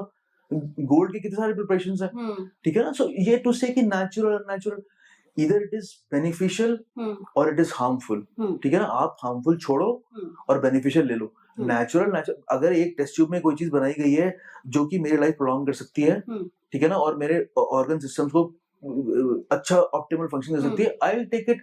How does it matter whether it was occurring in nature or man made it, ठीक है ना। तो हम नेचर में जो कुछ बन रहा है वो एक्सीडेंटली बन गया है। नेचर कोई आपका भला सोच के तो बनानी भी थी। तो ये कहना कि जो नेचुरल चीज अच्छी होगी, मतलब आप सोचो ना कि उसके पीछे कंसेप्ट के पीछे स्टुपिडिटी इन्वॉल्व कितनी है कि नेचुरल है तो अच्छा होगा। Nature majorly nature chemicals but it is occurring in nature, हाँ अकरिंग इन नेचर। तो नेचर अक्कल लगा रही थी, इट्स ऑल रैंडम सिलेक्शन ना जो चल रहा है, बिल्कुल बिल्कुल वो। और यहाँ पे आदमी अपना दिमाग लगा के एक चीज बना रहा है, उसको टेस्ट कर रहा है, उसका बेनिफिट प्रूव कर रहा है, और उसमें भी आपको प्रॉब्लम है। नेचर ने कोई दिमाग नहीं लगाया, जो बनना था बन गया, जो अभी भी बन रहा है वो बन रहा है। आपके फायदे का कोई कंसिडरेशन ही नहीं था। मेजोरिटी ऑफ नेचर जब थी तब तो आप थे भी नहीं यार, तो आपकी तो बात ही क्या होगी फिर। तो ये this is hogwash of systems of medications जिनके कोई साइंटिफिक बेसिस नहीं है, ठीक है ना। हर चीज में हमारी कंट्री में चल गया ना थोड़ा सा ये कि हम अपने रूट्स पे जा रहे हैं और अपनी संस्कृति और वो भाई वो सब ठीक है। ये सारा काम आप मिलिट्री हार्डवेयर के संग तो नहीं कर रहे हो भाई। अस्त्र बनाओ, शस्त्र बनाओ, खत्म करो ये सब। क्या तुम बाहर से टेक्नोलॉजी ट्रांसफर लेंगे वहां तो तुम्हें वैक्सीन टेक्नोलॉजी चाहिए, वहां पे there is no problem in that. Physics में सारी फिजिक्स आप जो वहां की वहां पे कर रहे हो उसी के ऊपर काम कर रहे हो, केमिस्ट्री वहां से। लेकिन जहां मेडिसिन की बात आती है ना वहां पे पता नहीं को सबकी देशभक्ति आ जाती है और कि ये हमारा सिस्टम कोई सिस्टम नहीं है मेडिसिन का चीज। ये मॉडर्न मेडिसिन है जो सारा पहले है उसके ऊपर बना है, वो सारी चीजें मालूम है, ठीक है ना। तो ये आपको अब कबूतर से ही खत भेजना है तो उसका कोई नहीं कर सकता। ईमेल इज अच्छा आइडिया। आप मुझे बोल सकते हो कबूतर तो यार बिजली चली जाएगी तब भी काम करेगा, हाँ बिल्कुल करेगा, इसमें कौन मना कर रहा है इसको। लेकिन ये कोई आर्ग्यूमेंट है देने का? Are you going to do that right now? आपका जो कि हमारा सिस्टम अलग है। अरे एक कीटाणु तुम्हारे अंदर चला गया है तो क्या सिस्टम है, उसको मार दो। कोई और सिस्टम है इसके अलावा क्या? एक हार्मोन की कमी हो गई है तो उस हार्मोन का सप्लीमेंट दे दो। एक विटामिन की कमी है वो विटामिन डाल दो। वो इसमें क्या साइंस है? ये मॉडर्न साइंस कॉमन सेंस पे बेस्ड है, इसमें कोई वो नहीं है। होम्योपैथिक इस पे बेस्ड है, लाइक ट्रीट्स लाइक। कि मेरा पेट खराब है तो मैं आपको स्ट्रिक्नीन देता हूँ, वो एक पॉइजन होता है। जैसे वैसे तो आपका वो पेट खराब कर देगा और आपको मार ही देगा, बट मैं उसे डाइल्यूट कर देता हूँ तो वो अब आपका पेट ठीक कर देगा। और फंडा क्या है कि डाइल्यूशन से जो ना इफेक्ट उल्टा हो जाता है। और लेकिन आपने तो पानी डाल दिया। Water retains the memory of medicine. तो H2O जो मॉलिक्यूल है उसकी मेमोरी है। तो स्ट्रिक्नीन जब उसे कांटेक्ट में आया तो वाटर को पता लग गया कि अच्छा बॉस मुझे ये काम करना है अब, तो अगली बार मैं जब जाऊंगा मरीज के अंदर तो मैं उसका जो पेट है वो उल्टा कर दूंगा। ये फंडा है। अगर आपका ये फंडा है ना तो बस फिर मुझे आपसे बात नहीं। But is it not very similar to how antibodies are created? जैसे हम किसी एंटीबायोटिक को बनाते हैं तो उसके एंटीबॉडीज कैसे बनती हैं? आप जर्म उठाते हो, उसका थोड़ा सा एक डोजेज बॉडी में डालते हो, बॉडी मतलब so that it doesn't really harm the body. That's आप मैं आपको बताता हूँ आप क्या बोलना चाह रहे हो। You are talking about desensitisation. आपको अगर एलर्जी है ना हाउसेस माइट से तो आपको over a course of 2 years maximally diluted से लेकर धीरे धीरे करके कॉन्सेंट्रेटेड हाउसेस माइट का एंटीजन इंजेक्ट किया जाएगा। And over a period of time you are going to develop antibodies against the antibodies which are causing your problem. Okay ठीक है। आपके पास हाउसेस माइट के अगेंस्ट एंटीबॉडी है ना। अब सपोज करो मैं हाउसेस माइट की एंटीबॉडी के अगेंस्ट एंटीबॉडी बना दूं, वो भी प्रोटीन न्यूट्रलाइज हो जाएगी। But the way to give it is to give incremental doses over a long period of time in controlled environment, watching for any allergic reaction that can occur. Homeopathy उसकी बात नहीं कर रहा। अच्छा। वो बिल्कुल ही वो कह रहा है लाइक ट्रीट्स लाइक। एक ड्रग जो वही सिम्टम प्रोड्यूस करती है जो पेशेंट को है, उस ड्रग को अगर एक्सट्रीमली डाइल्यूट कर दो तो it's going to act as a treatment for that patient. ये फंडा है। अच्छा। ये मैं ऐसे वो नहीं कर रहा हूँ, आप गूगल कर लो उसको। ये उसी के ऊपर बेस्ड है। और देखो सर में ट्यूबरकुलोसिस हो गया, ठीक है ना, ट्यूबरकुलर मेनिंजाइटिस हो गया किसी को, तो क्या होगा भाई? वो बेहोश हो जाएगा, फीवर हो जाएगा, दौरे पड़ेंगे उसको, हाथ पैर में कुछ प्रॉब्लम होगी न्यूरोलॉजिकल। लंग में हो गया ट्यूबरकुलोसिस, अब आपको खांसी आएगी, बुखार आएगा, शायद बलगम में खून भी आ जाए। फेलोपियन ट्यूब में हो गया फीमेल को tuberculosis, the only symptom is inability to conceive. यहाँ पे ट्यूबरकुलोसिस हो गया बोन में, एक बस छोटा सा राउंड मास बनेगा पेनलेस। ये चारों एक बीमारी है, एक इलाज है, ठीक है ना। पुराने जमाने में क्या था, माइक्रोबायोलॉजी तो नहीं थी, तो आपको मालूम ही नहीं कौन सा बैक्टीरिया कर रहा है। आप किस पे चल रहे थे? पैटर्न पे। खांसी होती है तो ये दवाई काम करती है, आपको कुछ नहीं पता कि कौन सा निमोनिया है, कौन सा ब्रोंकाइटिस है, कौन सा क्रोनिक लंग डिजीज है, कहाँ पे कंजेनिटल मालफॉर्मेशन ऑफ लंग है। खांसी में दवाई काम करती है तो सब में काम करेगी। ये जो 4 चीजें मैंने बताई हैं होम्योपैथी में, इसके 4 डायग्नोसिस बनेंगे ओके। उसके 4 अलग ट्रीटमेंट होंगे और किसी भी ट्रीटमेंट में माइकोबैक्टीरियम ट्यूबरकुलोसिस जो बैक्टीरिया है उसको मारने की बात नहीं होगी। ठीक है, यही वाली चीज जो आयुर्वेदा वाला प्रैक्टिशनर है वो शायद आइडेंटिफाई कर लेगी ट्यूबरकुलोसिस है, वो कुछ नहीं करेगा, वो बोलेगा जाओ तो सरकारी में चले जाओ, वहां पे जो है ना एंटी ट्यूबरकुलर थेरेपी मिल जाएगी आपको। आप सोचो जो ये सिस्टम और मेडिसिन इतने अच्छे होते हैं तो ये जो गांव के गांव हैजे से साफ हो जाते थे कॉलरा से, जो इतने बड़े बड़े प्लेग फैलते थे, जो एक जरा स्पेनिश फ्लू पहना तो कहते हैं 1/6 ह्यूमैनिटी खत्म हो गई। तो इनको नहीं पता था क्या ये, इनको नहीं पता था। इनको अब एलर्जी का क्या पर्यायवाची है हिंदी में, कोई पर्यायवाची है हिंदी में? Is there a word for allergy? Is there a word in Sanskrit for allergy? The concept doesn't exist. दमा है, एस्थमा है, लेकिन आधा एस्थमा तो एलर्जिक होता है ना। तो देयर इज नो, आपके पास तो अभी वायरस के लिए शब्द नहीं है। अब वो कीटाणु तो यार सभी कीटाणु है, जर्म्स हुए ना वो तो। बाबा germ is such a non technical word ना, जर्म्स तो एक लेमैन यूज करता है ना। आपने कीटाणु बना दिया, ठीक है ना। तो वायरस का बताओ ना मुझे कि वायरस का क्या वो है। वायरस तो 1920 में डिस्कवर हुए ना। आप ये इमेजिन करो, the most common disease in the world, a common cold is caused by a virus। वो 1920-1930 के बीच में पता लगा है। आपने तब से 5000 साल से आप क्या घुट्टी पिला रहे हो कि ठंड लग गई है। क्योंकि जब आप एक्चुअली कम कपड़े पहन के बाहर सर्दी में जाओगे तो जो ठंडी हवा है वो आपकी स्टिमुलेट कर देगी आपके नर्व्स को, पैरासिम्पैथिक स्टिमुलेशन हो जाएगा, वहां पे थोड़ा सा डिस्चार्ज आ जाएगा, थोड़ा सा टिश्यूज स्वेल अप हो जाएंगी, नाक बंद हो जाएगी। आप अंदर आओ, रजाई में बैठो, एक गर्म चाय पियो, आप ठीक हो जाओगे, क्योंकि स्टिमुलेशन खत्म हो गया। ये है ठंड लगना। लेकिन अब वायरस जब आके बैठ गया तो वो तो कांस्टेंट स्टिमुलेट करे जा रहा है। अब तो 5वें दिन भी आपकी नाक बंद है और आपकी जो है डिस्चार्ज आ रहा है। तो अब आप कह रहे हो जी ठंड लग गई, मतलब अब तो बैठ गए, इंद्र देवता आ गए छाती में आपके और अब हो गया। भाई नहीं, it is a viral upper respiratory infection. और एक दूसरा आदमी है जिसको 2 महीने से चल रहा है कोल्ड, उसको क्या है, उसको एलर्जिक राइनाइटिस है, नेजल एलर्जी। आपको ना नेजल एलर्जी का कांसेप्ट है और ना आपको कोई वायरल अपर रेस्पिरेटरी इन्फेक्शन का कांसेप्ट है। ठीक है, आप अपनी उसी किताब पे चल रहे हो जिसका एडिशन वही है जो भगवान लिख गए थे।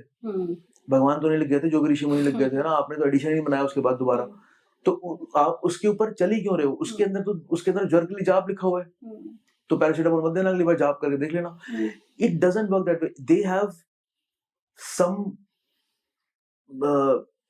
जो treatment against viral infections which are going to get better anyway, but they can't claim to treat any serious disease. Any serious disease जो लाइफ थ्रेटनिंग डिसीज है ना, आप उन कन्वेंशनल मेडिसिन के ऊपर ट्रस्ट ही नहीं कर सकते। हम पता नहीं कहाँ निकल गए यार। हम यहाँ पे ब्रेन की वेसल के अंदर वो थ्रेड करके वहां पे उसका एम्बोलिज्म निकाल रहे हैं, तो तुम यहाँ पे जड़ी बूटियों की बातें करो, शर्म तो करो यार। मतलब how do you even talk? आप वो देखो ना कि वो जो बंदा जिसने MCH करी है न्यूरो सर्जरी में, उसका लेवल ऑफ एक्सपर्टीज देखो कि आपके ब्रेन में कितनी आर्टरी है, उसको मालूम है, उसने आइडेंटिफाई कर लिया कि कहाँ पे आपका क्लॉट है और वो यहाँ से तार डाल रहा है और उस क्लॉट को बाहर निकाल के ला रहा है। You should really give that chap some credit. ठीक है ना कि आप 4 साल पढ़ के हर चीज के मास्टर बन गए। मैं चौथे साल तक मेडिसिन पढ़नी शुरू कर रहा था, क्योंकि पहले 3 साल तो पहले एनाटॉमी पढ़ी, फिर फिजियोलॉजी पढ़ी, फिर क्या कहते हैं बायोकेमिस्ट्री पढ़ी, फिर फोरेंसिक पढ़ी, फिर पैथोलॉजी पढ़ी, और तब जाके शुरू करते हो आप। 5.5 साल की MBBS के बाद मैं एडल्ट में थोड़ा बहुत कर सकता हूँ। बच्चे को तो मैं छोड़ दूंगा भैया, मेरे बस का नहीं है। पहले साल MD में मुझे सिर्फ ये समझ में आया था कि ये बच्चा सिक है और ये बच्चा स्टेबल है, दैट्स इट। 3 साल की MD के बाद मुझे लगा कि हाँ मुझे कुछ आता है। उसके बाद 3 साल की SRship, जब सारा वार्ड मेरे कंधे पे था, जी तुम्हें सारा ट्रीटमेंट करना है, 24 घंटे बाद प्रोफेसर आगे राउंड लेगा कि तुमने क्या गलत किया, वो वहां पे डिस्कस होगा। उसके बाद आपको समझ में आता है कि अच्छा यार now I can do it, then you are at the peak of your knowledge. तो आपने 5.5, 3 और 3 11.5 साल के बाद मैं जो ट्रीटमेंट दे रहा हूँ एक बच्चे को, और वहां पे किसी ने 2 साल का होम्योपैथी का कोर्स दिया, वो कह रहा है ये कर दो, ऐसे कर दो। तेरे को पता क्या है यार, इतनी अगर आप वाकई में सिंसियरली ऑनेस्टली पढ़ो, there is so much to read. मतलब मैं रोज जब खोलता हूँ ना मेट्सकेप, जो डेली फीड आती है कि आज ये 4 नई चीजें वो हुई हैं, you know your heart sinks कि अच्छा ये भी हो गया, ये भी पढ़ना है, ये भी पढ़ना है, ये भी पढ़ना है। There is this, आप पढ़ते चले जाओ बस, कोई अंत ही नहीं है उसका। Every 2 years there is going to be a new edition of your Nelson text book of paediatrics. उसमें फिर चेंज कर दिए। अब तो आई एम मतलब चेंज क्या हुआ है, सिर्फ इसके ऊपर एक बुक होनी चाहिए हर साल कि वो सारी तो मत पढ़ाओ यार, मैं बीच में कौन देखा कहाँ चेंज किया तुमने, you don't have time to read all that. So ये जो है ना, ये मॉडर्न मेडिसिन का मतलब जो मॉडर्न मेथड्स के ऊपर, रैंडमाइज कंट्रोल ट्रायल के ऊपर, ठीक है ना, इसी ये इतना छोटा सा कंसेप्ट लगता है। आप ही सोचो कि जब पुराने जमाने में ट्रीटमेंट क्या चल रहा था, आपके पास मरीज आया, आपने दवाई दी, वो ठीक नहीं हुआ, आपने दूसरी दवाई दी, वो ठीक हो गया, ठीक है ना। तो आपने पैटर्न ऑफ डिजीज देखा, सिम्टम देखे और ट्रीटमेंट देखा। गिनी पिग कौन था? मरीज ही था आपका। हमें तो यहाँ बोल रहे हैं ट्रायल में गिनी पिग, हम तो कम से कम गिनी पिग पे ही कर रहे हैं। तुम्हारा तो मरीज ही गिनी पिग था यार। तुमने तो फेज 1 फेज 2 फेज 3 मरीज पे ही किया ना आपने। हम तो यहाँ सिर्फ फेज 3 में जाके वॉलंटरी कंसेंट बोल रहे हैं कि आप पे ये दवाई दी जाएगी। आपने सारा काम अनएथिकली किया है। आजकल के एथिक्स पे अगर आप ट्रेडिशनल मेडिसिन को डालो तो they have used their patients as guinea pigs. और आपने ये बनाया कि इस दवाई से ये सिम्टम ठीक हो जाते हैं। तुम सोचो कि अगर आज मेरे पास, आज मुझे पता करना है कि कोल्ड में दवाई काम करती है कि नहीं करती है, तो कोल्ड के मरीज आए, मैंने सबको जो है उठा के विटामिन एम देना शुरू कर दिया, 7 दिन में सारे ठीक हो गए। तो अब आप इससे ये नतीजा निकालो कि विटामिन एम से सारे ठीक हो जाते हैं। आपके पास अगर एक कंट्रोल ग्रुप होता तो उसमें तो बिना दवाई के सारे ठीक हो गए एक हफ्ते में। वो ट्रायल ये प्रूव करती कि एम काम नहीं करता है। आपकी पर्सनल एक्सपीरियंस ने ये प्रूव किया कि एम काम करता है। So which means your personal experience is useless. Whatever you are learning in your practice is your prejudice. You see the textbook. आप ऐसे करते हो और मेरा बच्चा ठीक हो जाता है, इसकी मॉडर्न मेडिसिन में कोई जगह नहीं है। और आपकी जो सारी कन्वेंशनल मेडिसिन की टेक्स्ट बुक वो बेस ही इस बात पे है कि हमने ऐसे किया तो ऐसे हो गया। आप मुझे ट्रायल लाके दिखाओ, double blinded randomised placebo control trial कि आपकी दवाई काम करती है कि नहीं करती है। पैरासीटामोल के लिए है ट्रायल, आइबुप्रोफेन के लिए है ट्रायल, मेफ्टाल के लिए है ट्रायल। ये दवाइयां कम करती हैं बुखार। आप मुझे बताओ, मुझे तुम्हारे गिलोय कम करते हैं बुखार की नहीं, एक रैंडमाइज कंट्रोल ट्रायल करके प्लेसिबो के साथ में मैं मान जाऊंगा तुम्हारी बात। उससे पहले it is just your claim, उसका सब्सटेंशिएशन क्या है? कुछ नहीं। आज की डेट में अगर मॉडर्न मेडिसिन में कोई बंदा क्लेम कर रहा है कि ये दवाई काम करती है, उसको इतना पेपर वर्क दिखाना पड़ेगा, ठीक है ना, स्पैनिंग ओवर ईयर्स। एक दवाई जब अप्रूव होती है उसके पीछे कितना बवाल होता है, तब जाके वो आती है मार्केट में। और आप यहाँ पे ये कफ सिरप है, इसमें 30 भी है, इसमें 20 है, इसमें 10 है, ये क्यों है, कैसे? बस ऐसे ही है, मतलब ये ऐसे ही चल रहा है। अब इसमें ये भी डाल दें थोड़ा सा।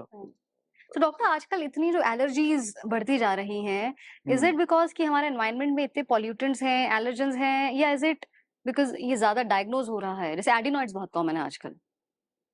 तो चलो, एलर्जी और एडिनॉइड थोड़ा सा रिलेशन है आपस में, लेकिन एलर्जी, एक तो मैंने बताया ना कि एक होता है एलर्गोजेनिक एनवायरनमेंट। जेनेसिस का मतलब जन्म देना ना, तो एलर्गोजेनिक एनवायरनमेंट, तो एनवायरनमेंट वो वहीं से शुरू हो रहा है कि क्या प्रीमेच्योर पैदा हुए थे, कि आपको सिजेरियन सेक्शन हुआ था, कि आपकी एक्सक्लूसिव ब्रेस्ट फीडिंग नहीं हुई थी, कि आपका एनवायरनमेंट बहुत प्रिसीन था, कि आपके जो एनवायरमेंटल फैक्टर्स है, अब ये पेंट, पॉलिश, पोल्यूशन, ये नॉन स्पेसिफिक जो इरिटेंट्स होते हैं ना, वो मेट्रोपोलिस में ज्यादा होते हैं, ठीक है ना। कहीं पे कोई इंडस्ट्री चल रही है, कोई फैक्ट्री लगी हुई है, ठीक है ना, उसका माउंट बना हुआ है। ये जो कूड़े का माउंट नहीं है नोएडा में, फरीदाबाद की तरफ भी है, उसके आसपास इतनी एलर्जी होती है, ठीक है ना। मेरा तो एक पेशेंट था जो वहां से फोन आता था कि बहुत वीजिंग, बहुत वीजिंग, बहुत 3 बार जब ऐसा हुआ ना, वो वहां से चल के गुड़गांव आया है। यार वीजिंग तो माइल्ड ही है यार। नहीं सर, बहुत हो रही थी। टीचर वो कहता है सर गुड़गांव आके ठीक हो जाता है ये तो। मैंने कहा नहीं, ये गुड़गांव से ही ठीक हो रहा है, ये मेरे से नहीं ठीक हो रहा। You shift to Gurgaon. Shift to Gurgaon, बंद हो गई सारी दवाई। सिर्फ वो एक ही रिस्पेक्टर था कि वो बाउंड के बगल में रहता था, ठीक है। तो हाँ, ये चीजें बहुत वो करती है। And plus these are being diagnosed now. मैंने बताया ना, डायग्नोसिस तो तभी बनेगा ना जब एलर्जी एज ए कंसेप्ट आएगा। तो एलर्जी एज ए कंसेप्ट तो इतनी लेट आया है, ठीक है ना। और अभी भी उसमें लोग ट्रेंड कहाँ है भाई? जब तक हम नहीं थे ट्रेंड, हम ही देखे थे कि भी कोल्ड होता है, you treat colds as viral infections only because that was the thing, and majority of colds are viral infections only. 99.9% of them are viral infections only, ठीक है ना। बट एक 0.1% फंसता है ना बच्चा, जो यार ये फिर हो गया, उसके थोड़े से अलग हुए हैं, वो थोड़ा छींक ज्यादा रहा है, वो अपनी आंख भी मलता ज्यादा है, उसकी नाक भी लाल हो जाती है। अब आप सोचते हो एलर्जी, आपको इतना ट्रेन ही नहीं किया उसके ऊपर, पढ़ाया नहीं गया। एलर्जिक राइनाइटिस के ऊपर तो कभी शॉर्ट नोट नहीं आया, ठीक है ना। तो इतना उसका साइड ही वो था। तो फिर उसके बाद आप एक एलर्जी का कोर्स करते हो कि यार कोई जो पढ़े लिखे लोग हैं वही पढ़ा दे। So I did one from CMC Vellore, जहाँ पे बड़ी सारी इंटरनेशनल फैकल्टी आई थी, और फिर थोड़े आपके ज्ञान चक्षु खुलते हैं कि अच्छा okay, so as the proportion of these babies who actually are allergic and they are not having repeated viral infections, they are allergic, and you identify the allergen, remove from the environment and give them anti-allergic medications. अब तो कितने parents होते हैं ना जिनको खुद ही पता लग जाता है कि नहीं मेरे बच्चे में सेटजीन काम करती है, इसमें मैं एक्स्ट्रा काम नहीं करती। तो उसको टोटली पता है कि ये एंटी एलर्जिक से रिस्पॉन्ड करता है, ये डीकंजेशन से नहीं करता। She is telling you indirectly कि you know think about it. तो हाँ, फिर आप आइडेंटिफाई करते हो। आप जब आइडेंटिफाई करते हो तो बात करते हो इधर उधर, तो यू नो सेंसिटाइजेशन बढ़ता है ना यार। डॉक्टर बात करते हैं आपस में, तो वैसे भी फैलती है। तो अब उसके बारे में सेंसिटाइजेशन हो गया थोड़ा ज्यादा, तो लोग ध्यान देने लग गए हैं इसके। पहले तो ENT एलर्जी का डायग्नोसिस नहीं बनाते थे, ठीक है ना। वो सिर्फ हर चीज में एडनॉइड बिकॉज़ नेजल ऑब्स्ट्रक्शन का एक कॉज एडनॉइड है, एक कॉज नेजल एलर्जी है। दोनों में के जो ऑब्स्ट्रक्शंस होते हैं उनमें थोड़ा सा फर्क होता है। You can diagnose them clinically, मैं उसमें नहीं जाऊंगा, बट हाँ ये डेफिनेटली ये वाली बात तो है कि ये चीजें पहले से कॉमन भी हो गई हैं और कॉमनली रिकॉग्नाइज भी करी जाने लगी हैं। ओके, ठीक है ना। Adenoid, see it is not directly related to allergy, although allergy वाले बच्चों में एडिनॉइड देखने को मिलता है, but adenoid is a specialised lymph node, जो कि आपका जो नेजल पैसेज है वो एग्जैक्टली जहां पीछे खुल रहा है गले में उसके बीच में है। So if it gets enlarged the nasal passage gets blocked, ठीक है ना, and then you do mouth breathing and snoring, but you do mouth breathing and snoring in allergy also, ठीक है ना। तो अब एडिनॉइड जो है वो सर्जिकल प्रॉब्लम है। अब एडिनॉइड अगर आपके सिम्टम कॉज कर रहे हैं तो फिर ट्रीटमेंट सर्जरी है। अच्छा, फिर ये मेडिकल ट्रीटमेंट नहीं है। मेडिकल ट्रीटमेंट नेजल एलर्जी को ट्रीट करता है। हाँ, बट ये दोनों चीजें म्यूचुअली एक्सक्लूसिव नहीं है। ऐसा नहीं है कि आपको या तो ये है या वो है, दोनों एग्जिस्ट कर सकते हैं। यू कैन हैव बोथ, हाँ, ठीक है। And you might actually want to treat the allergy first, and if you find कि हाँ 70% इंप्रूवमेंट हो गया बट पूरा नहीं हुआ है, देन यू नो कि यार इस बच्चे को जाना सर्जरी में चाहिए, सिर्फ दवाई से काम नहीं बनेगा। So doctor, we spoke about so many things, age old practices जो beneficial हैं या नहीं हैं, फैमिली का क्या रोल रहता है। एक जो चीज मुझे लगता है personally people of my generation face is convincing our own parents कि कोई चीज सही है या नहीं है। You know, I had this own whole episode where I remember my son was just 4 months old and I'd gone to my parents to stay during my maternity leave and he wanted me to give him watermelon juice 4 महीने पे। तो जब मैंने बोला नहीं नहीं doctor ने इसको 6 महीने तक पानी के लिए भी मना किया है, you know, my father took offence, like तू वड्डी आई, तेनू ज्यादा पता है। तो बहुत मुश्किल रहता है, you know, if you want to use a breast pump, तो I received so much, you know, resistance from my family again. तो इन चीजों को कैसे काउंटर करें, कैसे समझाएं उन्हें? देखो, जो शुरुआती फर्स्ट 2 मंथ्स होता है ना, उसमें तो अपने पेशेंट को बोल देता हूँ कि तुम्हारे घर में जिसको प्रॉब्लम है ना उसको बोले यहाँ पे आके बात करें। आधे टाइम तो क्या होता है ना कि अब उन्होंने यही सुना है, यही देखा है, तो उनको लगता है कि हाँ भाई यही करना चाहिए, हमने भी तो ऐसे किया है। एक बट प्रॉब्लम है ना कि ये जो आर्ग्यूमेंट होती है कि हम भी ऐसे करते चले आए हैं, ये तो कभी कोई आर्ग्यूमेंट होती नहीं है ना। तो जैसे ब्रेस्ट पंप का है, एक बार आप किसी को समझा दो कि भाई जब नहीं निकाल पा रहा बच्चा तो कौन निकालेगा यार, हम ही तो निकालेंगे, और नहीं निकालेंगे तो वो जो एंगॉर्जमेंट हो रहा है वो फर्दर ब्लड प्रेशर को कम कर देगा। It usually works. हाँ, some people are reasonable, some people are not, but अब हिंदुस्तान में तो वैसे भी अनसॉलिसिटेड एडवाइस का तो कोई कमी है नहीं। ऐसे भी कर देना, और जो अपने बच्चे में नहीं किया होगा वो तुम्हारे बच्चे में बता देंगे ये भी करके देख लेना, हम ये करना भूल गए थे। तो अब उसमें है ना कि एक जो कन्वेंशनल जो चीजें होती हैं उसमें ये तो अच्छी बात है कि चलो ब्रेस्ट फीडिंग में सपोर्ट मिल जाता है, ठीक है ना। लेकिन वो जो बच्चे की जो रियरिंग वाला जो चीजें होती हैं, ठीक है ना भाई, जैसे कॉर्ड केयर कैसे करनी है, या अब जैसे मालिशें हुई जा रही हैं बच्चों की, जिसका कि कोई वो तो नहीं है साइंटिफिक वो, और या फिर सर के नीचे तकिए लगा दिए, हेड को बिल्कुल ऐसा जाम कर दिया बीच में। ये दिस थिंग्स आर एक्चुअली डिलीटेरियस ना। मेरे को लगता है कि आप तो बहस कर नहीं पाओगे अपने पेरेंट्स से, आप क्या ही करोगे। मैं अपने डैड से नहीं कर सकता बहस। मुझे सुनने को मिल जाएगा तुम बड़े डॉक्टर रहे हो, मैं 3 डॉक्टरों का बाप हूँ, and he is, you can't argue with that. तो जो ग्रैंड पेरेंट का जो मेन रोल होना चाहिए ना, वो ऐसे पालो वैसे पालो नहीं होता है, वो होता है बच्चे के संग एंगेजमेंट। आप अब बच्चे को आप चॉकलेट ला के खिला रहे हो, उसको संग में बैठा के टीवी दिखा रहे हो, यार ये तो कोई फिर ये कोई ग्रैंड पेरेंटिंग नहीं हुई। तो ग्रैंड पेरेंटिंग में ये है कि उसको थोड़ा सा एंगेज कर लो, ठीक है ना, थोड़ा सा घूम आया उसके साथ में, उसको कुछ ढंग की चीज खिला दी। भाई मुझे याद है मेरे दादा जो है जब भी आते थे, कोई नॉवल सा फ्रूट आता था, फ्रूट बॉक्स आता था कि मतलब अब ये लो जी इसमें है। अब वो अलग बात है कि वो ही was a seed seller and he was in Azadpur, so there were a lot of fruit, but at least he was making a point to bring fruits, ठीक है ना। My dad makes it a point to bring fruits, he is never going to bring a chocolate का packet या वो, ठीक है ना। तो ये जो हो गया ना कि जो इजी वाला वो हो गया कि एक लॉलीपॉप पकड़ा दी, चॉकलेट पकड़ा दिया, वो पकड़ा दिया, वो नहीं, वो थोड़ा सा उधर एंगेज होके वो करें, प्ले एक्टिविटी में एंगेज करें, समझें कि स्क्रीन टाइम बहुत खराब चीज होती है। ये तो कितना भी बोलो, 5 साल से नीचे के बच्चे का स्क्रीन टाइम होना चाहिए 0। 2018 की कोई रिकमेंडेशन है जहाँ पे 0 to 20 है, उसके बाद आई थिंक 1 आवर। नहीं, मैं वही बोल रहा हूँ ना कि जो 1 आवर ऑफ जो एजुकेशनल प्रोग्रामिंग है हाई क्वालिटी, उसको अप्रूव किया गया था। अच्छा। बट ये तो मैं अपना पर्सनल बता रहा हूँ कि 0 to 5 में तो ये 0 ही होना चाहिए, ठीक है ना। कोई मतलब ही नहीं बनता स्क्रीन देखने का। ये 2 to 5 में एजुकेशनल प्रोग्रामिंग के चक्कर में बहुत गड़बड़ हुई है।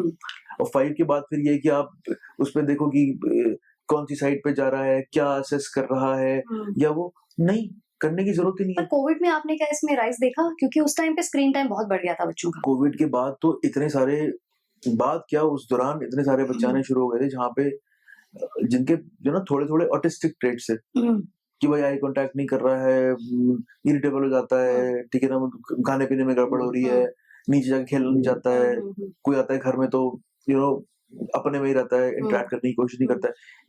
मतलब मैंने तो उसके लिए एक वर्ड कॉइन किया था, pseudo autism. It was pseudo because it was being caused by जो पैसिव सेंसरी ओवरलोड जो स्क्रीन टाइम देता है आपको, तो वो उसी तरीके से आपके सिम्टम आते हैं ऑटिज्म के आते हैं। But that is rapidly reversible. आप स्क्रीन टाइम 0 करो, 6 महीने में बच्चा चेंज हो गया आपका। अब 6 महीने में ऑटिज्म थोड़ी ट्रीट कर दिया आपने। तो वो जो चीजें हैं वो बहुत क्या कहते हैं इम्पोर्टेंट है। स्क्रीन टाइम की जगह आप म्यूजिक सुन लो यार। बड़ा बच्चा है वो, अरे वो नॉवल पढ़ो, कॉमिक्स पढ़ो, कोई किताब पढ़ लो, इतना दिमाग खुल जाता है तुम्हारा। ये जो पैसिव ओवरलोड है, और खासकर आपको मालूम है कि अगर क्या होने वाला है, वो तो बहुत ही खराब है ब्रेन के लिए। It's going to cause attention deficit, it's going to cause communication problems, it is going to cause you know जो आपकी एक जो नॉर्मल स्लोनेस होती है ना आपकी, ज्यादा 5 साल के बच्चे की हिस्ट्री ले रहे हो आप, 3 वाटर एनिमल्स बताना, फिश, और फिर सोच रहा है, फिर टर्टल आया, फिर सोच रहा है, फिर एलिगेटर आया। अब मालूम तो है तीनों, कितनी देर में आया, पूरी रैम स्लो होगी ना आपकी, वही सब पता करता है यार ये बच्चा टीवी देखता है। तो उनका एक अलग सा, पर ये रिवर्सिबल है। या इट्स वेरी रिवर्सिबल। अगर मतलब ये अगर ये रिसेंट ऑनसेट वाली चीज है 1-2 साल की बात, बिल्कुल रिवर्सिबल है। आप हटाओ, पेरेंट अगले वाला बताता है ये तो बिल्कुल ही चेंज हो गया बच्चा, ठीक है ना, कि अब इतना खुश रहता है, ये इंटरेक्ट करता है, इसको नीचे जाना है खेलने के लिए। कोविड में हुआ था ना यार, थोड़ा सब एकदम से रह गए थे, everybody is getting bored, TV सबका चल रहा था। अब प्लस जैसे कभी होता है ना, अब जैसे आप न्यूक्लियर फैमिली, आप दोनों पेरेंट्स वर्किंग है, अब फिर पीछे जो है जो केयर गिवर है, अब वो कोई ग्रैंड पेरेंट है या मेड है, वो कितनी देर भागे बच्चे के पीछे। तो कुछ होता है टीवी चला दो तो बैठ जाएगा ये आराम से। अब उसको तो नहीं बताना कि ये तो बहुत ही खराब हो रही है, मतलब जो चीज हो रही है। और मेरे ख्याल में वो जो जनरेशन है ना ग्रैंड पेरेंट्स वाली, उनको नहीं है एहसास इस बात का अभी कि how bad it can be. ऐसे कोई रोमांस तो दिखा रहे हैं, तो ठीक है यार, इट्स ओके, सुना दो ना उसको, कहानी सुना दो ना रामायण की, दिखानी क्यों है तुमने उसको? ठीक है ना, वो वहीं पे बैठ के ऐसे करके पिक्चर चल रहा है उसके सामने बैठे, उसको थोड़ी देर में रामायण खत्म, उसको कुछ और चाहिए होगा, फिर क्या करोगे? फिर लड़ाई होगी। तो इस चीज को शुरू ही मत करो। बाद में जाके सबने स्क्रीन के सामने ही बैठना है यार। सब सेडेंटरी वर्कर्स हैं आजकल, आधे लोग स्क्रीन के सामने बैठे हुए अपना काम कर रहे हैं। That's what they are doing. तो स्क्रीन टाइम के साथ साथ एक और जो हमारे टाइम का इशू है, जो निकल के आ रहा है, इशू भी नहीं, प्रॉब्लम जो निकल के आ रही है, is stress in young kids. In fact मुझे इसके बारे में आज से कुछ लगभग 2-3 साल पहले पता चला था, when my elder son was diagnosed with polyuria. तो डॉक्टर ने बोला दैट ये स्ट्रेस है, अपने दांत भी ग्राइंड करता है। तो honestly it hit me then, and even today I think I fail to understand कि इतने छोटे बच्चों में स्ट्रेस किस चीज को लेके हो सकता है। ये ऐसा नहीं है कि बच्चों में नहीं होता स्ट्रेस, एंजाइटी, डिप्रेशन किसी भी एज में हो सकता है। और जो छोटा बच्चा होता है यार, उसकी लाइफ में बहुत कुछ चल रहा है, ठीक है ना।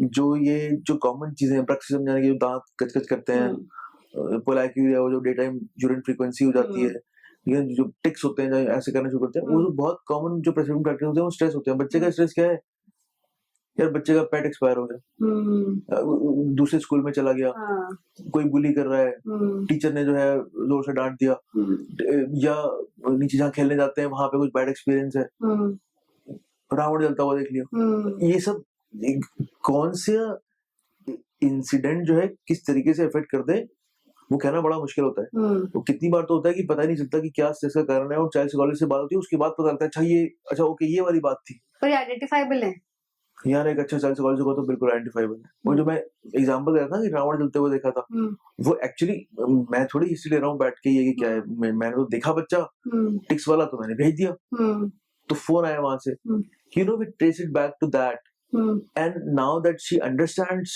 that that is what affected her, the tics have disappeared. बहुत अच्छी बात है।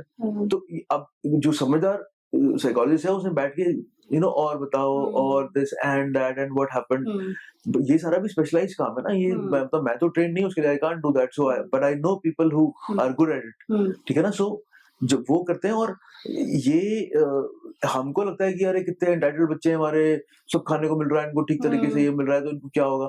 या बट वो तो ह्यूमन कंडीशन में तो सफरिंग तो लिखी हुई है ना यार। तो वो किसी से किसी चीज को आपको इफेक्ट करना होता है जो आपको नहीं क्या कहते हैं लगती बात थी को। और क्योंकि बच्चा वैसे भी ज्यादा एक्सप्रेसिव नहीं होता है, यंग बच्चा, 5 साल का बच्चा क्या एक्सप्रेस करेगा अपने आप को, तो वो चीजें जो है वो फिर इस तरीके से जो है आपको मिलती हैं कि ब्रक्सिज्म हो रहा है, और पोलाइक्यूरिया हो रहा है, टिक्स हो रहे हैं, and so and so fourth, ठीक है ना। डॉक्टर एरर्स होता है कि रात को सुसु कर देता है बच्चे। एक तो बच्चा जो शुरू से ही ब्लैडर कंट्रोल नहीं आया, बट एक बच्चा जिसका ब्लैडर कंट्रोल था बिल्कुल ठीक ठाक, अब 6 साल की उम्र में उसे पहली बार जो है वो करना शुरू कर रहा है, आपने देखा भाई कोई इन्फेक्शन तो नहीं है यूरिन में, तो फिर उसके बाद क्या रीजन है? फिर यही रीजन है ना, psychological.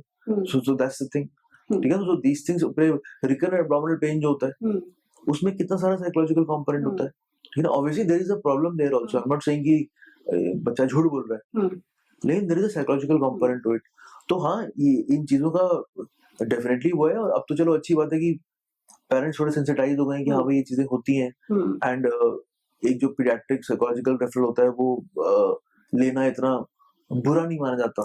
I mean, you have seen the resistance to it 15 years back. दिमाग के डॉक्टर को दिखाएंगे, और भाई दिमाग का डॉक्टर मतलब क्या मतलब है भाई? साइकेट्रिक डिजीज की बात नहीं हो रही, साइकोलॉजिकल चीज की बात हो रही है।